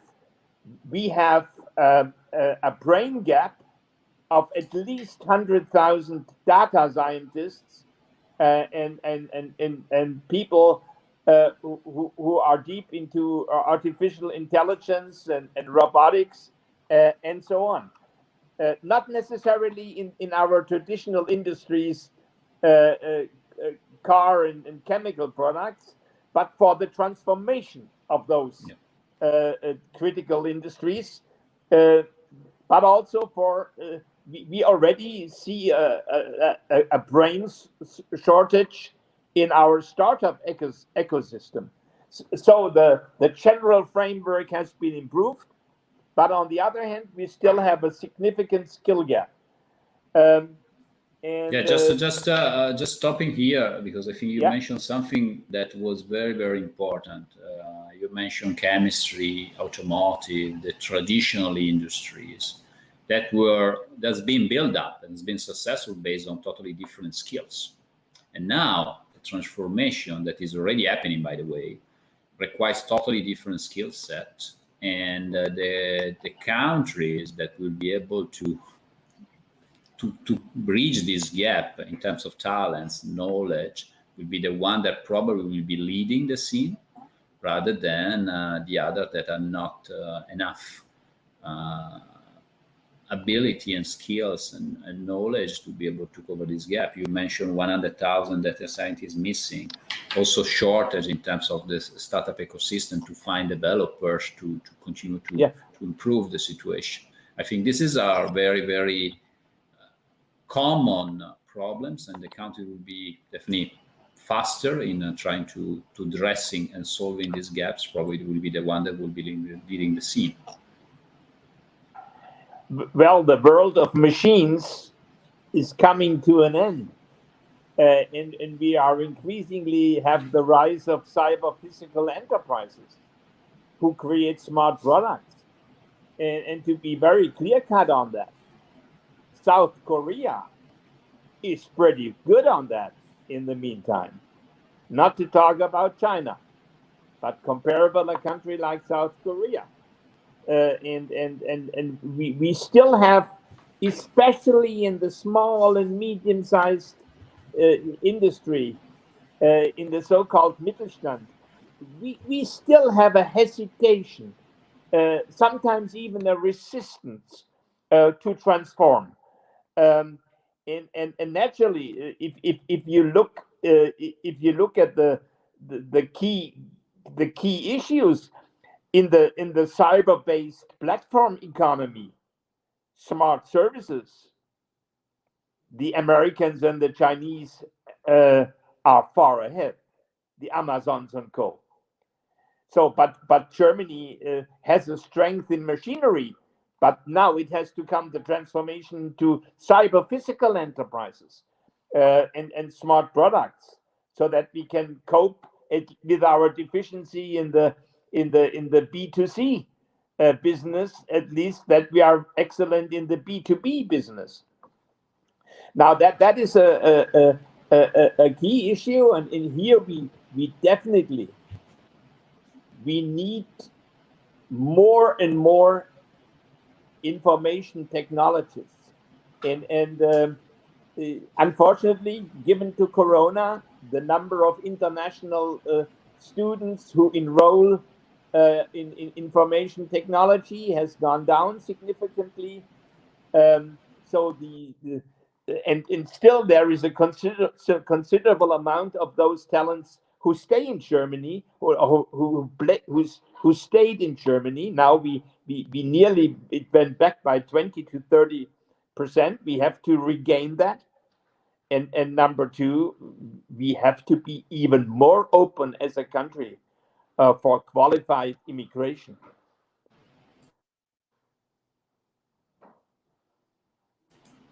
Yes, a point here is, again, this is what it happened thus far that has been, let's say, partially successful. There is a long road ahead. There are the incoming election, I think, in September in Germany. Yeah.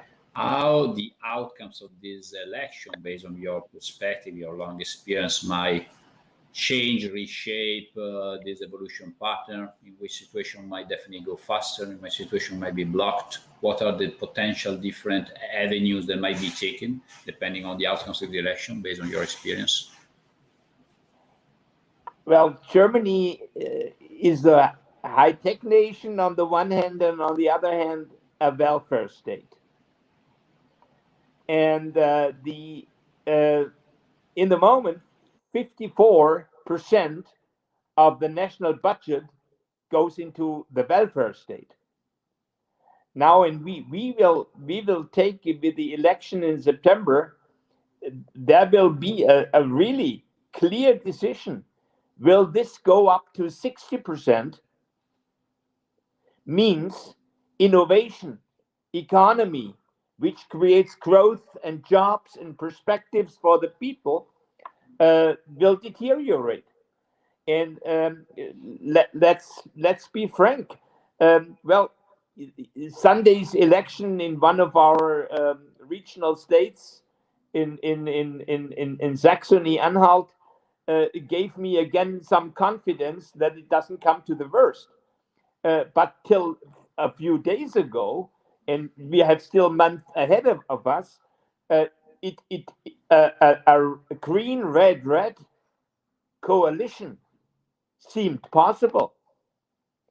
And that definitely means that Germany moves into a tax system like France had it in the times of President Hollande, and that we have an unconditional income, a massive investment only in regenerative technologies, no technological openness, and a demilitarization of Germany.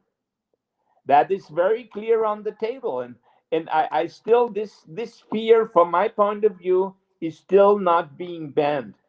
That Germany really moves left. Now there is a medium. We call it usually like the traffic light, red, green, yellow. Social Democrats, the Greens, and the Liberals, us. But to also be very clear on that, there are two partners from the worst scenario in there. So, and we, as not the largest party in that coalition, we would a lot have to fight to avoid the worst. It's kind of like scenario one, but with a minority party with a veto. And the third option, which I personally favor and which seems to become very reasonable after the weekend's election, which is called in our language Jamaica, black, the Christian Democrat, the Greens, and yellow, the Liberals, where I see a clear reform agenda, really to deal with the Green Deal, to make the Green Deal materialize into real products and services and systems for daily life, but also for daily operation, for a steel operation, for example. Those are the three options, and all three are still on the table, and not unrealistic. So we'll definitely see, and hopefully, again, we will. Again, it's a complicated situation, and probably the pandemic has changed the order of priorities. Obviously, empowering, enlarging the welfare state is not a wrong choice, but it's something that comes with a cost, and the cost might be innovation in a certain level. And so obviously it's a trade-off, because two things that are, most of them are relevant, and probably now the sentiment of people is probably to try to protect themselves, also the cost of reducing their ability of the country to be performing in the future. And that's the situation that I think most of the countries are currently living. And probably the pandemic has reshaped the discussion towards the direction of going with more protection and less innovation. That is probably something that comes with a cost. Well, Alberto, in Europe, we are somehow proud of our values of solidarity and social justice, and we do not want to copycat the US, definitely not the Chinese way, and so we have to find our own way. In regard to that, but this means that we also have to define a social agenda for the digital era, which is still lacking. How do we deal with click work and crowd work? How do we deal with the massive skill shift, which all of our nations will face? That is not just a German challenge. And the lifelong learning issue, it's in all European nations on the table. And none of us really have found proper ways how to deal with a million skill shift. And how we also win the enterprises for, let's say, for an ambidextrous solution. On the one time, drive the efficiency machinery in the moment, but on the other hand, invest in people. So that needs, so presence and future needs to be balanced in a new way and politically incentivized, probably. So working really on a realistic social agenda on the one hand, and on the other hand, we know the European paradox. We have in all of our countries a pretty good research and science, but we lack transfer when it comes to materialize in innovative products and services. So obviously the bridge from our research to the street of creating business has to significantly be improved. And this both challenges, to master those two challenges, that will create our so-called third way. But if we fail, we run the high risk of having a social Darwinian digital capitalism. Yeah, that's a good point. Again, this four way that has been, technically speaking, since a while, potentially the German way of solving problems, and by the way, it worked pretty well in the past, is something that currently looks always far to reach and difficult to put on the road. And at the end, we remain in between, and this in between today might have very, very complicated consequences. Just to come to the end of our conversation, a couple of short questions. First of all, you mentioned that 10 billion public-private fund focus on deep tech, but you also mentioned that it's still to come. What's your forecast there? Because it might be something that might be a game changer, and so. If we have scenario 1, it won't come. If we have scenario 2, it won't come. If we have scenario 3, it will come. Okay, Pretty clear answer. Yeah, there are another things that I remember from our prior conversation. You mentioned the hesitation, the resistance of German companies to open up to digital innovation, particularly from the Mittelstand. But you also mentioned that startups might be the way to melt these two worlds, also bringing digital competencies, mostly through small acquisition, also through working together. How do you believe that is might be doable, even knowing also the German culture? Yes. I just read a survey. Well, you always don't know really what's being measured, but it says that roughly 1/3 of German Mittelstand is in the meantime cooperating with the startup ecosystem. Now we don't know what means cooperation. Yeah. But definitely there is we had a time where we talked about 8 to 10%. It was 2 years ago, but obviously Corona showed that there is no way out of a low-touch economy, and this means a digital economy. So given the crisis obviously helped. But on the other hand, you talk naturally. The Mittelstand in Germany is extremely distributed in the rural areas, and in the provinces. It's not like the Isle de France, in let's say 2 or 3 really hotspots, but it's a hard time really to get startups in those small and medium-sized cities. where very many of the so-called Mittelstand companies operate. So there is a key issue to create co-working spaces, attractive working conditions for not only startups who perhaps then join the established team for 2 or 3 days a week, but also for the digital freelancers, which are definitely needed to digitize the processes.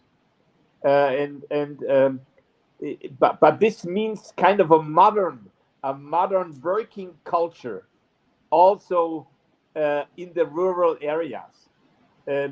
We all know the old word of Richard Florida about the attractiveness of regions. It's technology, talent, and tolerance.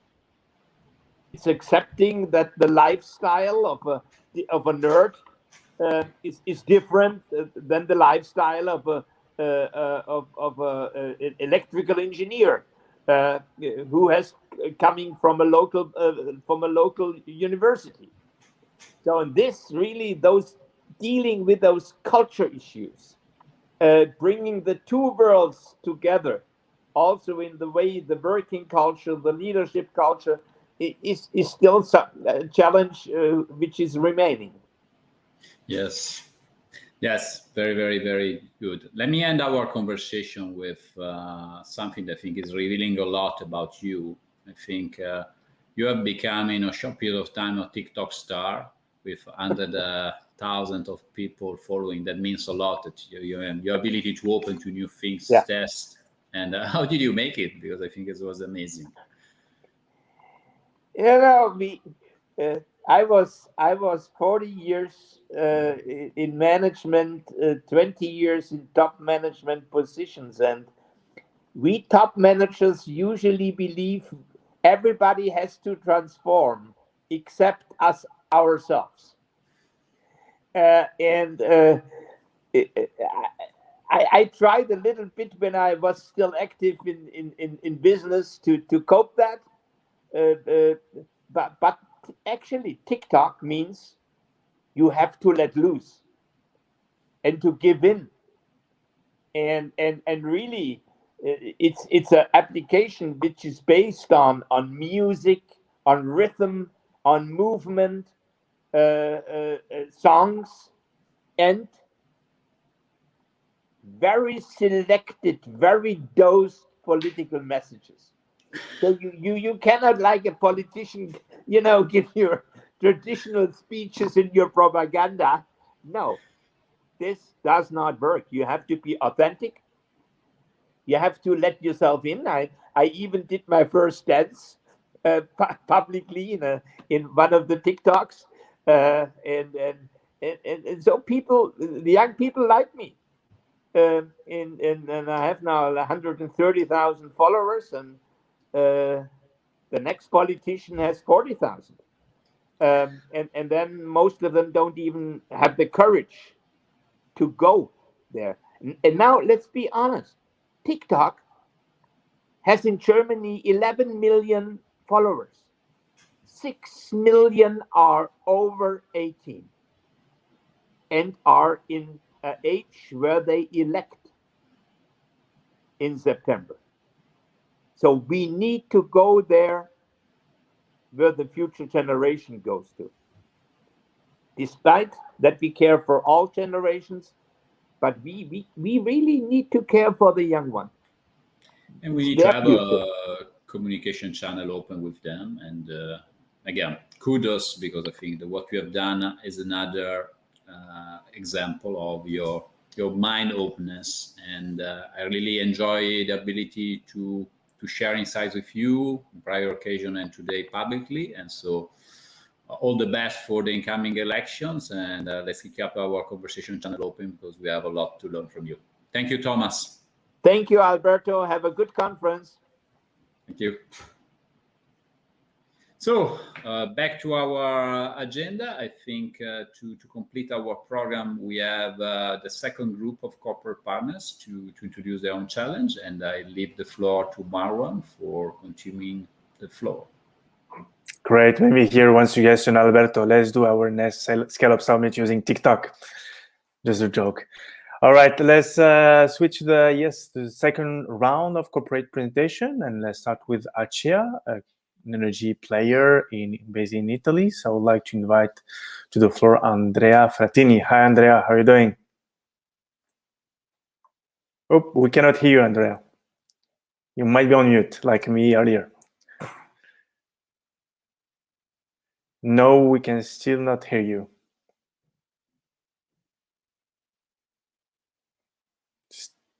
Still okay, so maybe let's switch to the next one, to Terna and Ruggero Recchioni, maybe. Hopefully he won't have any problem with the audio.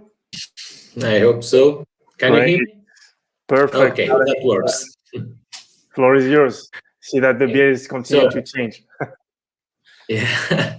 And Ruggero Recchioni, head of open innovation here in Terna. To introduce you very quickly the company, I would like to ask to play the 1-minute video we have.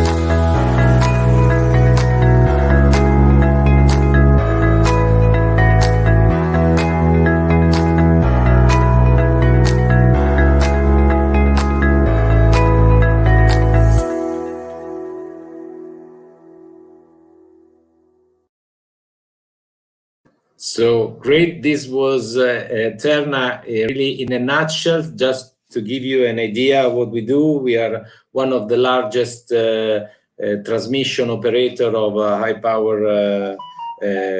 voltage power in Europe.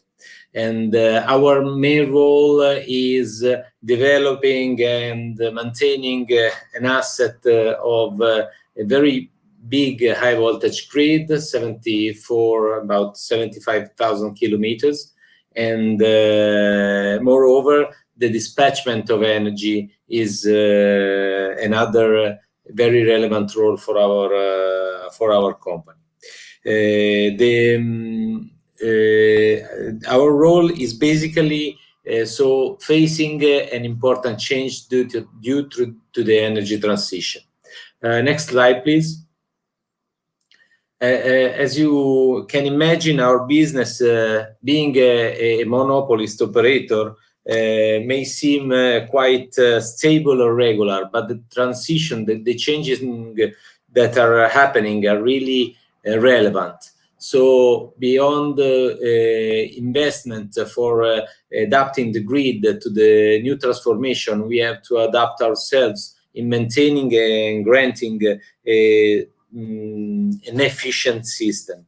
The energy system is changing, of course, due to the increase of sustainability. So to the upcoming renewable energies that are becoming more and more diffused in Europe. And of course, this important and relevant change is deeply changing also our way of working. So the transformation that is in place regards our technologies, our behavior, and in general, we need to cope with innovation to be able to drive the energy change and support the system in its new configuration. Next slide, please.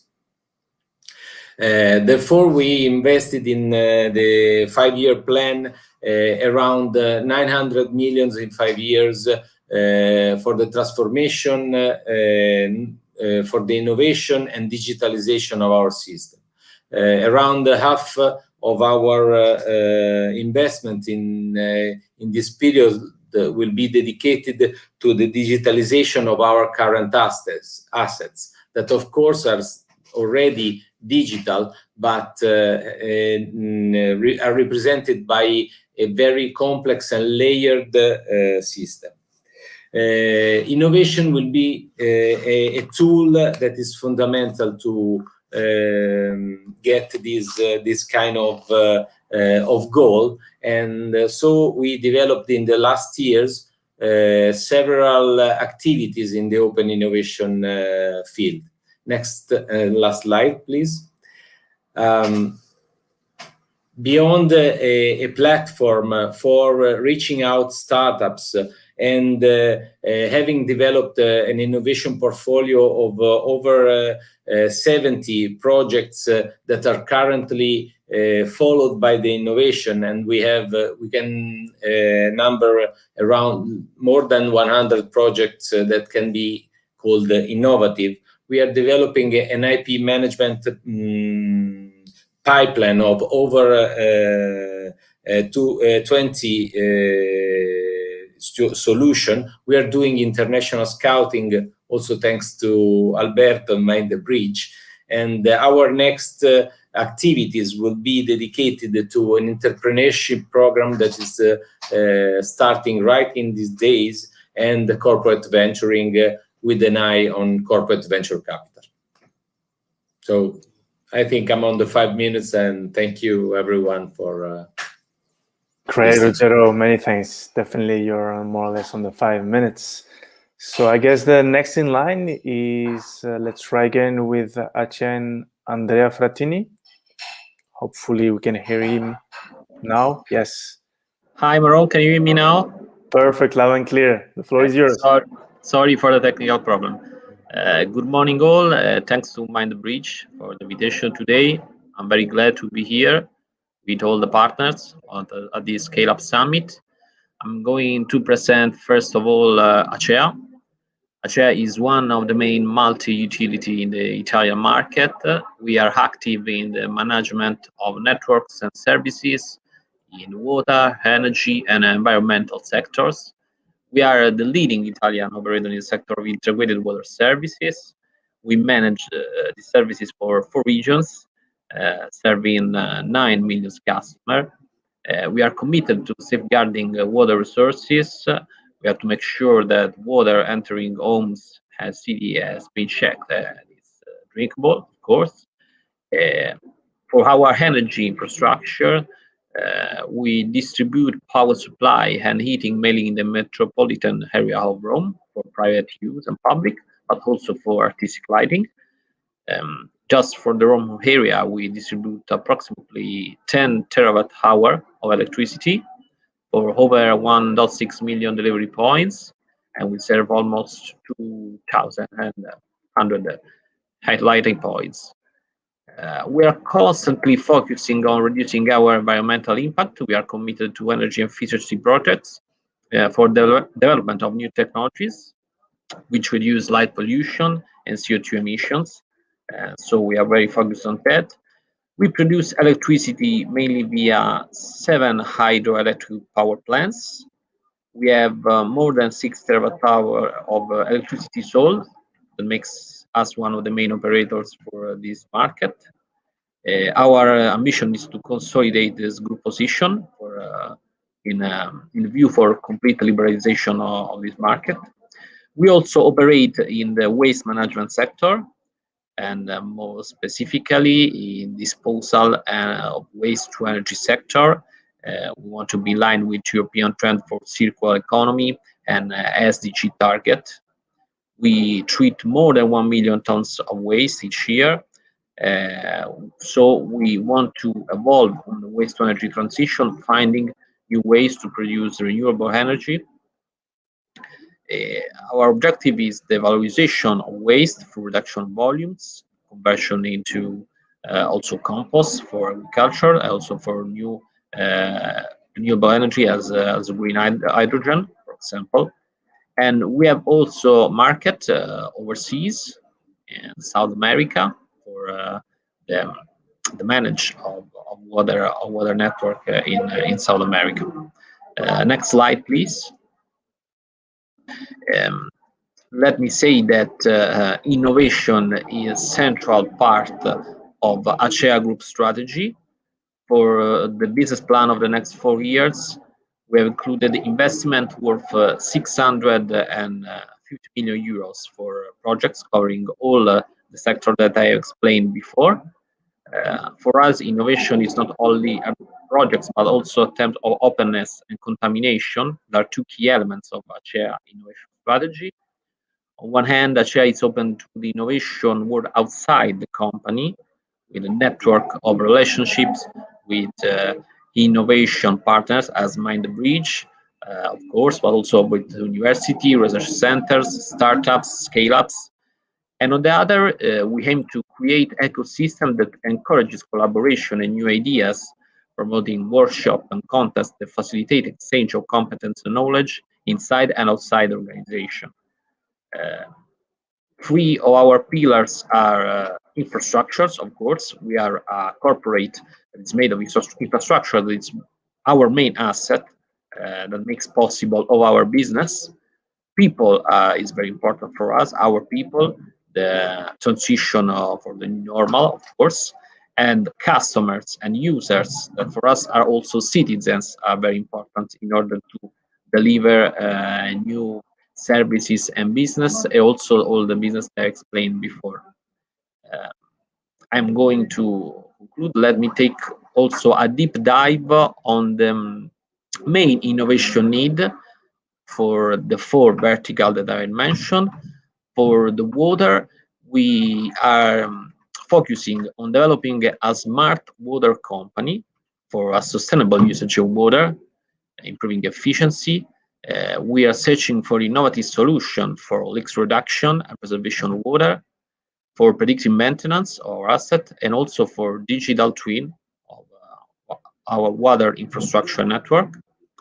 We are fostering energy transition with projects enabling decarbonization of the system. We are looking for solutions for predictive maintenance, of course, of our asset, for developing smart grid to enable new services, for the green energy production, as I mentioned before, for energy saving, so all processes and technologies that enable energy saving for infrastructure, but also for our customer. We are improving our contact with our customer. We want to expand our digital point, improve the customer journey. We want to strengthen our digital channels, and we are looking for services of hyper-automatization of customer services. And of course, we are looking to driving electrification of e-mobility. And at last, we are looking for acceleration in circular economy perspective. So we are boosting all activities and processes for circular economy. We are looking for innovative solution and optimization of waste treatment performance. And all wastewater treatment are important for us in order to develop new terms of energy. At last, we are looking for our self-sufficiency in such treatment. That is our focus on our environmental sector. And of course, there are other needs that are cross to all this industrial. I mentioned, of course, the new normal path for our colleagues. That is also important, and all the activities that can improve safety for our colleagues. Thanks all. Great, thank you very much, Andrea. So now let's switch to another energy player, the last one actually of the session. I'm talking here about Enel Green Power, so a BU from Enel, another BU from Enel, and I would like to invite to the floor Maria Giovanna Vertuccio. Yes, welcome. Thanks. The floor is yours. Okay, thanks. I am Maria Giovanna Vertuccio, the head of Open Innovation and Startup inside the Enel Global Power Generation business line in Enel Green Power.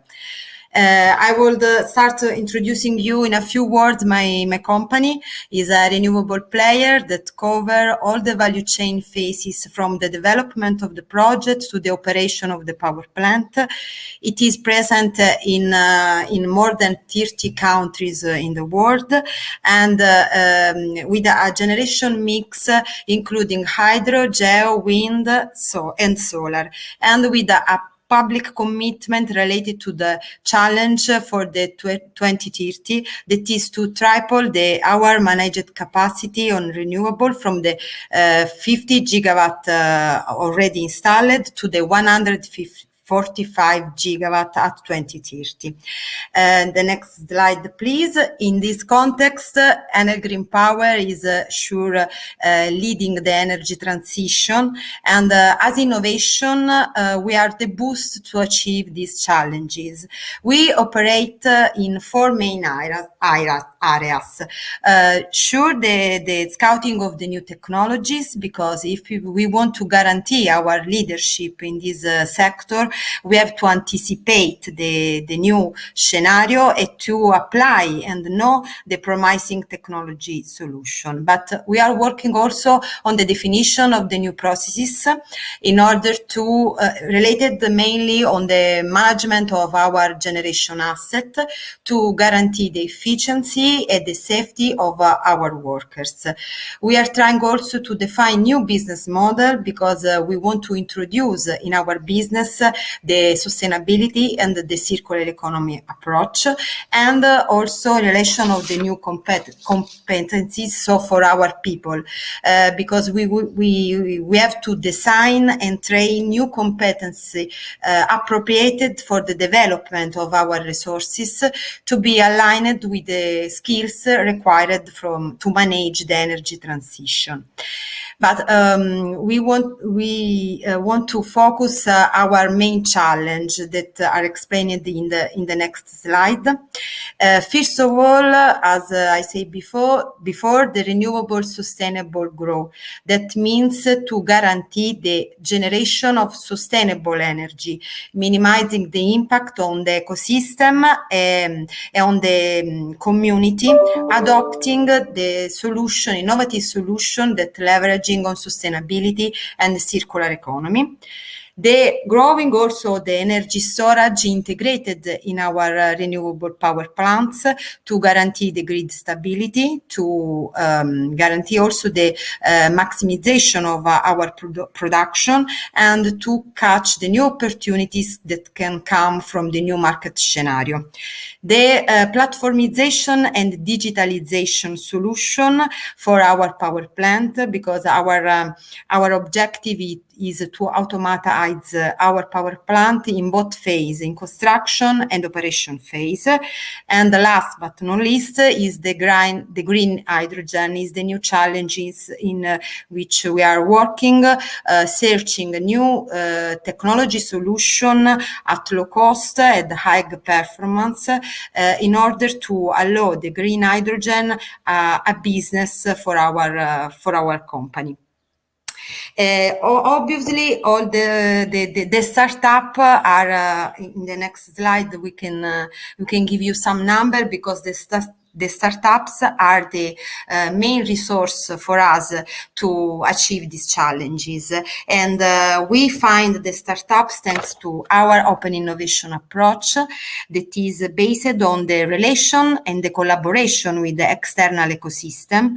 We have contact with the external partner using our developed tool that are, first of all, the Presence Hub and Lab in all worldwide, how you can see on the slide, and the platform, the open innovability platform, in which we catch the solution proposed by the external partners.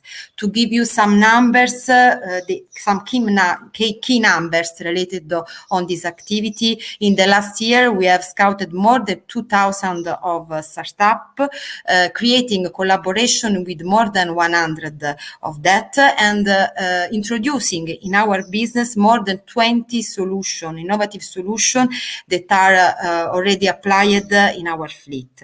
So if you can keep in touch with us and propose your solution using our platform Open Innovability or visiting our website. Great, thank you very much, Maria Giovanna. Very clear, impressive figures. So now let's switch to Unipol, an insurance company based also in Italy. Bruno Scarra, are you there? Welcome. Hi, Bruno. Hi to everyone. Thank you. And so we can start with the first slide. So the next one. Okay, just to give you some ideas of Unipol Group. Bruno, can you? We can hear you. We can't hear very well. Could you do something about it? I don't know, because can you hear me now? Still not very well. So maybe let's do this. Let's take the last corporation, and we'll come back to you. All right. Thank you very much, Bruno.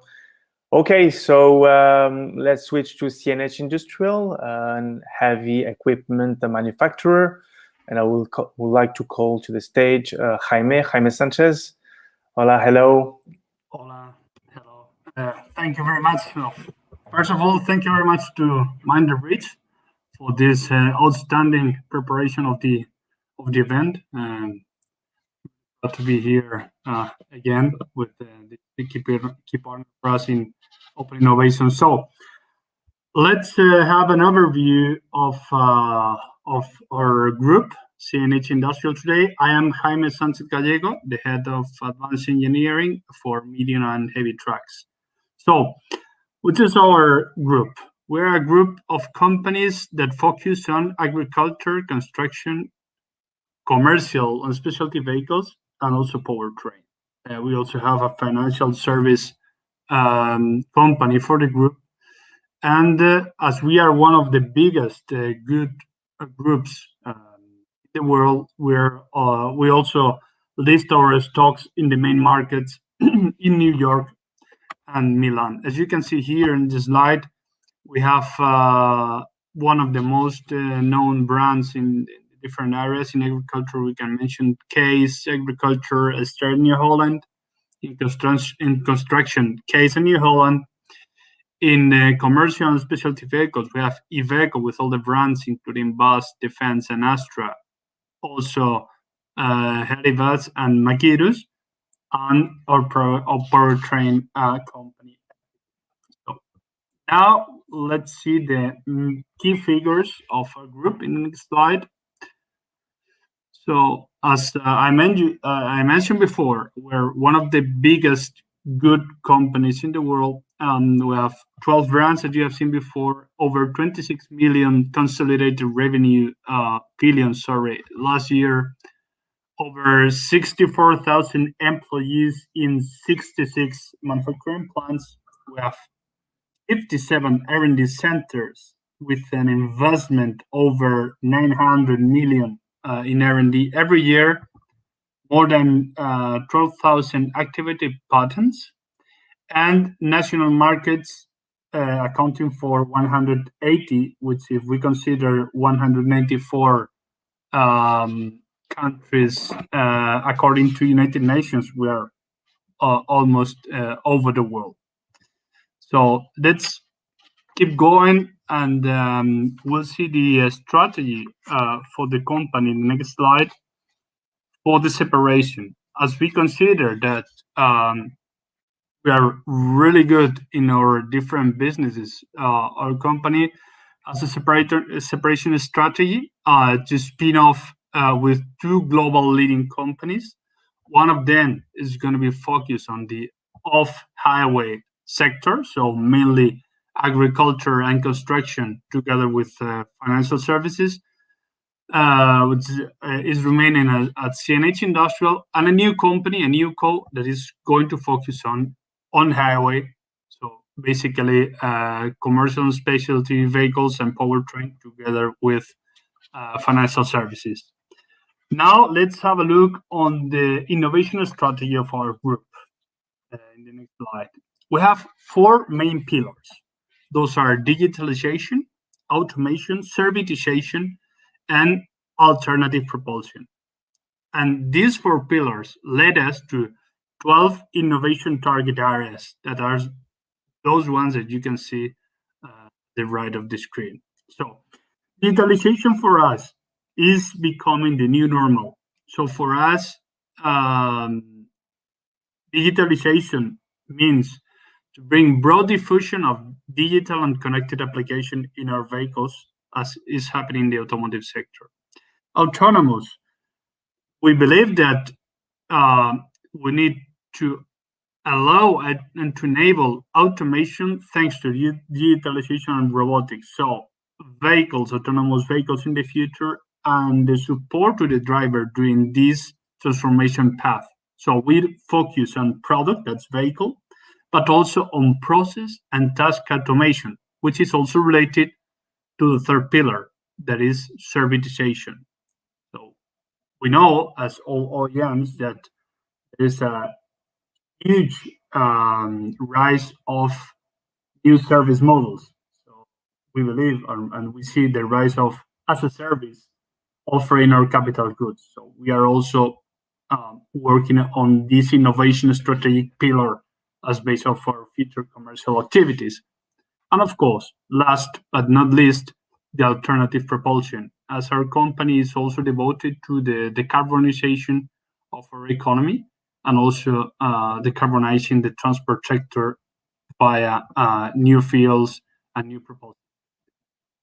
So this is a potential industry impact in its segment, and we want to influence the adoption and the speed of these new technologies. That's our aim, working on these 4 well-defined pillars.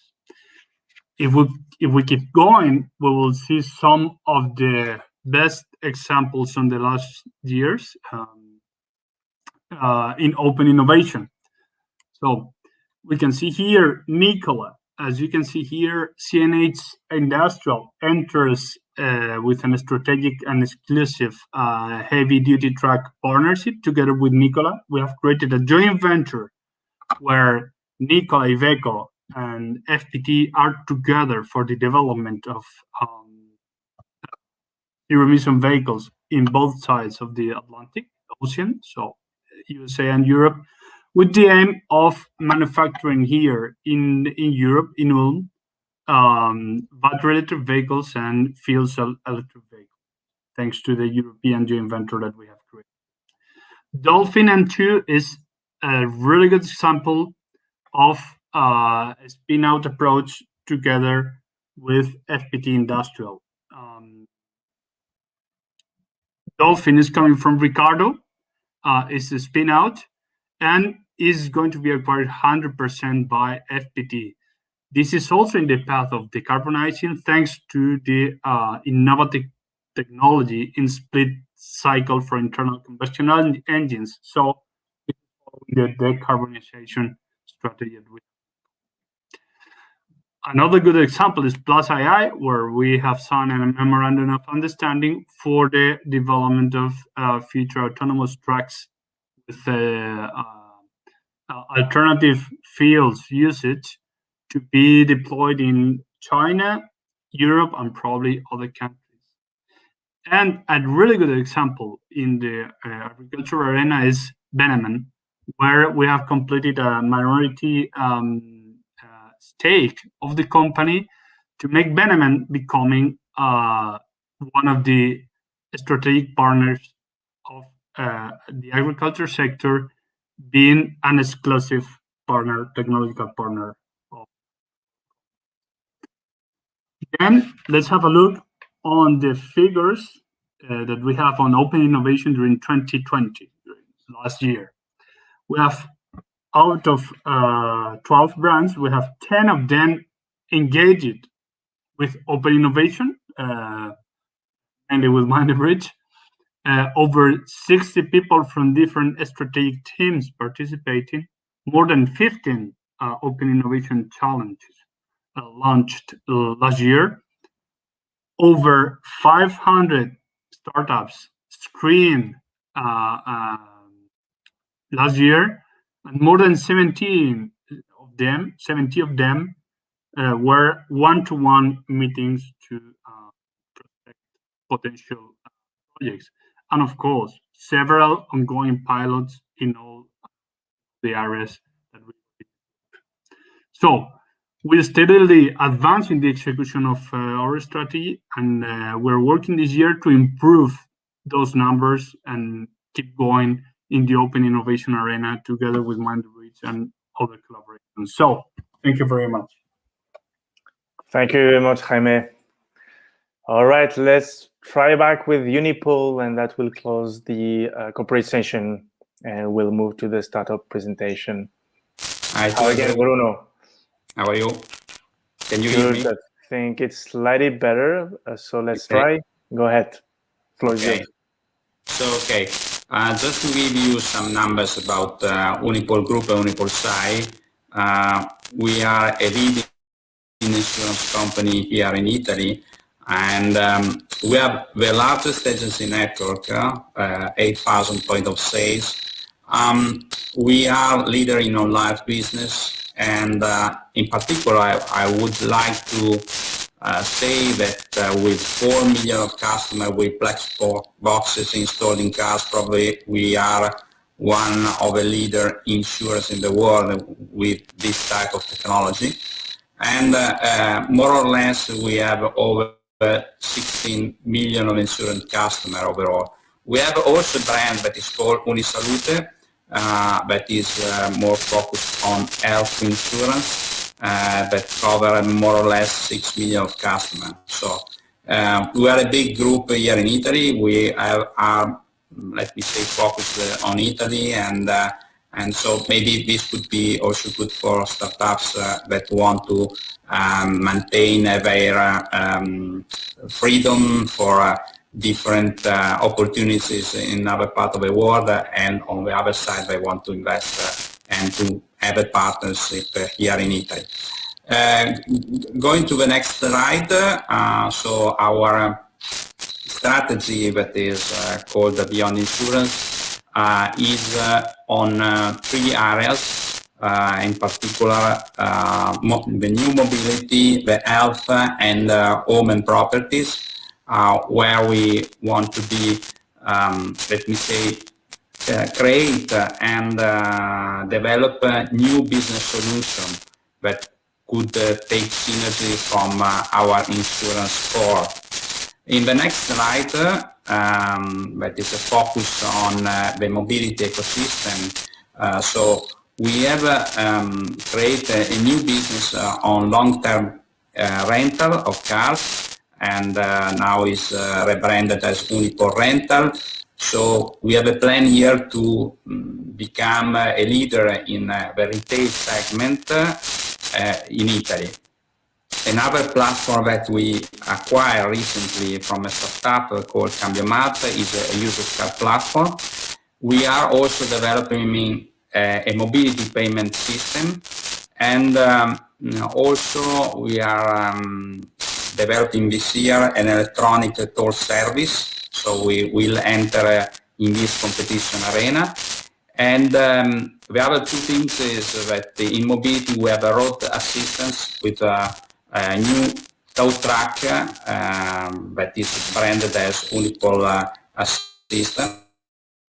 And also, last point is we work also to find the technology for customers. For example, this is called Cuscino, a new infant car seat with anti-abandonment device. So this ecosystem is, let me say, was one of the first that we developed, so you can find a lot of things. If we go in the next slide,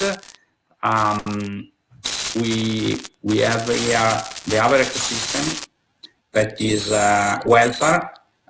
Here our aim is to develop a physical network, in particular medical center, laboratories through local acquisition. We have also planned to develop our digital health platform, and so we, in this sense, we met a lot of startups that accelerate our plan to develop this digital platform. And also we developed a partnership for developing a flexible benefit platform. As you can see here, the ecosystem is not as well as integrated as the previous of mobility because we started later. The last ecosystem, the next slide, is home and property. So here we aim to create a service network in repairments that is called Caso Preste Bene. We want to develop an online home sales platform and also a building management network. Also, of course, for us, as we are insurer, we want to create security services, and we want to evolve utilities services, leveraging the synergies that we have with internalized network. Of course, here in home is a type of ecosystem where we look to different types of startups that we can, as in mobility, acquire or make a partnership. The last slide is, in the next slide, is just to give you an idea of how is our approach. So we use, of course, the networking with startups and using also the services of MindTheBridge to be in part of a world where it's difficult to us to be. But of course, we do also networking here in Italy with startups. And of course, our approach is an agile approach, and also when we try to develop a new business model, we try to do in a manner that is easy and agile, especially in the part when we develop a test or POC. After all, of course, there is an industrialization of all the POC, and that is another part because as a big group, of course, that part takes time. That's all, just to give you an overview of what we do here in Unipol. Great, thank you very much, Bruno. Right, so now let's this end up our corporate presentation, and now let's move to another world, the scale-up world, and I will present you some of the scale-ups that are actually fitting our solution of the needs of our corporates and corporate partners. Okay, so we can move to the next slide. Here we just wanted to show you a bit more of some characteristic of our startups. As you know, and as Alberto mentioned earlier, we do scouting all over the globe. Here we focused more on Europe.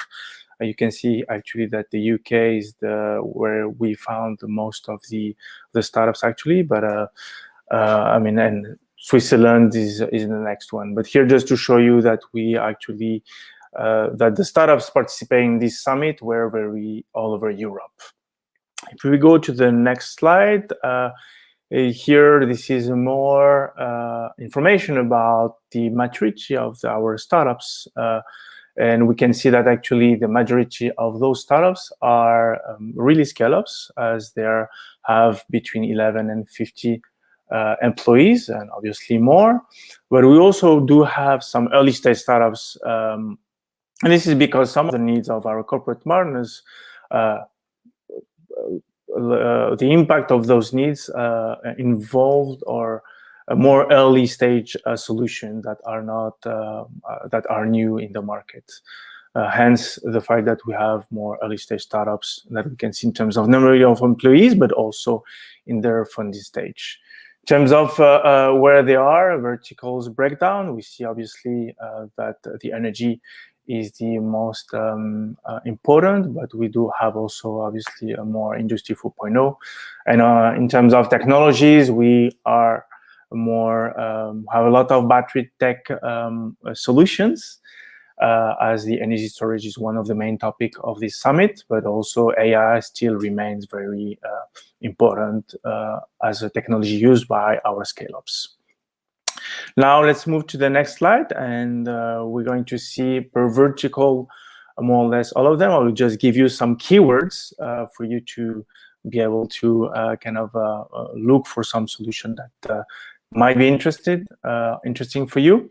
So in the energy space, we have some hydrogen startups, such as InMaterial, that is developing some chemical processes related to hydrogen and to develop some storage capabilities. We have also some startups focused on energy storage, and it's more specifically in the battery subsegment with RFC Power and Sunamp.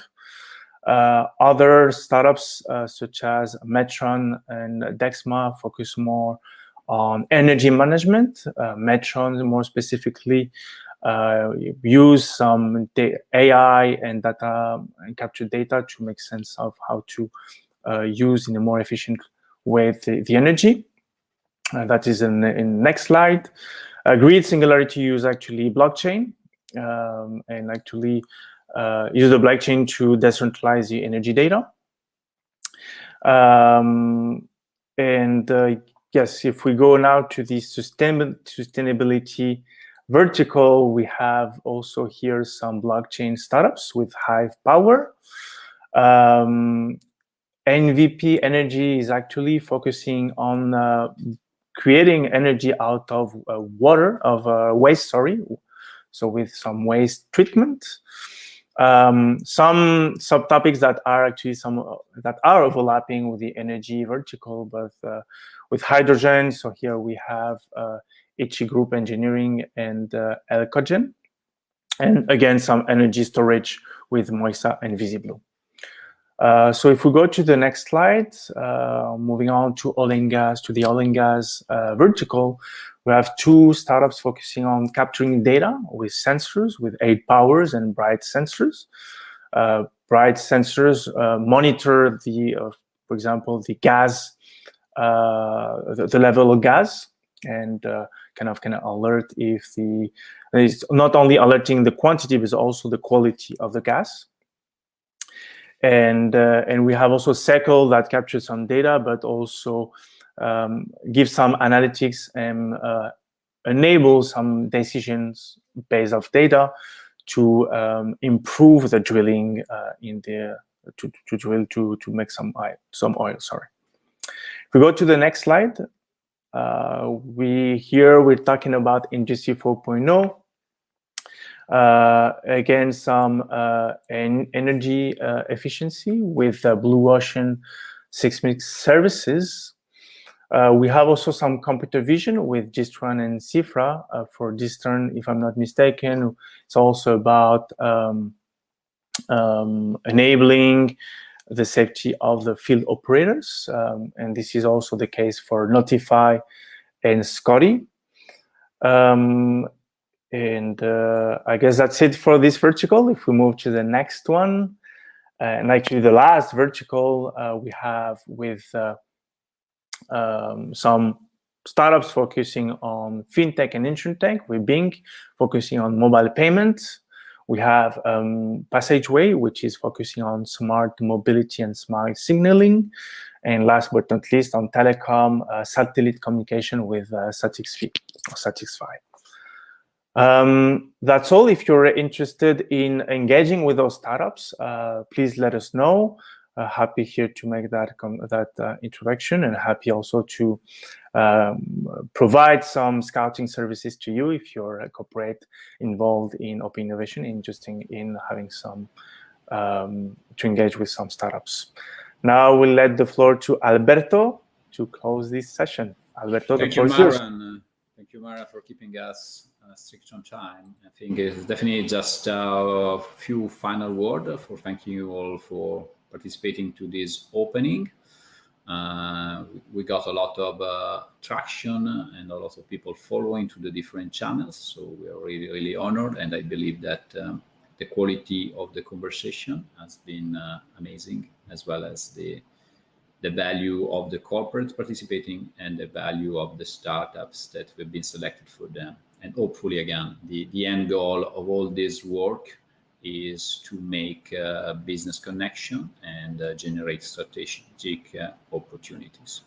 So thank you everybody for being with us today. And the appointment is to the bootcamp for the corporate that has been admitted to participation, and our next Scaleup Summit that will be in Seoul at the end of the month. See you there. Bye.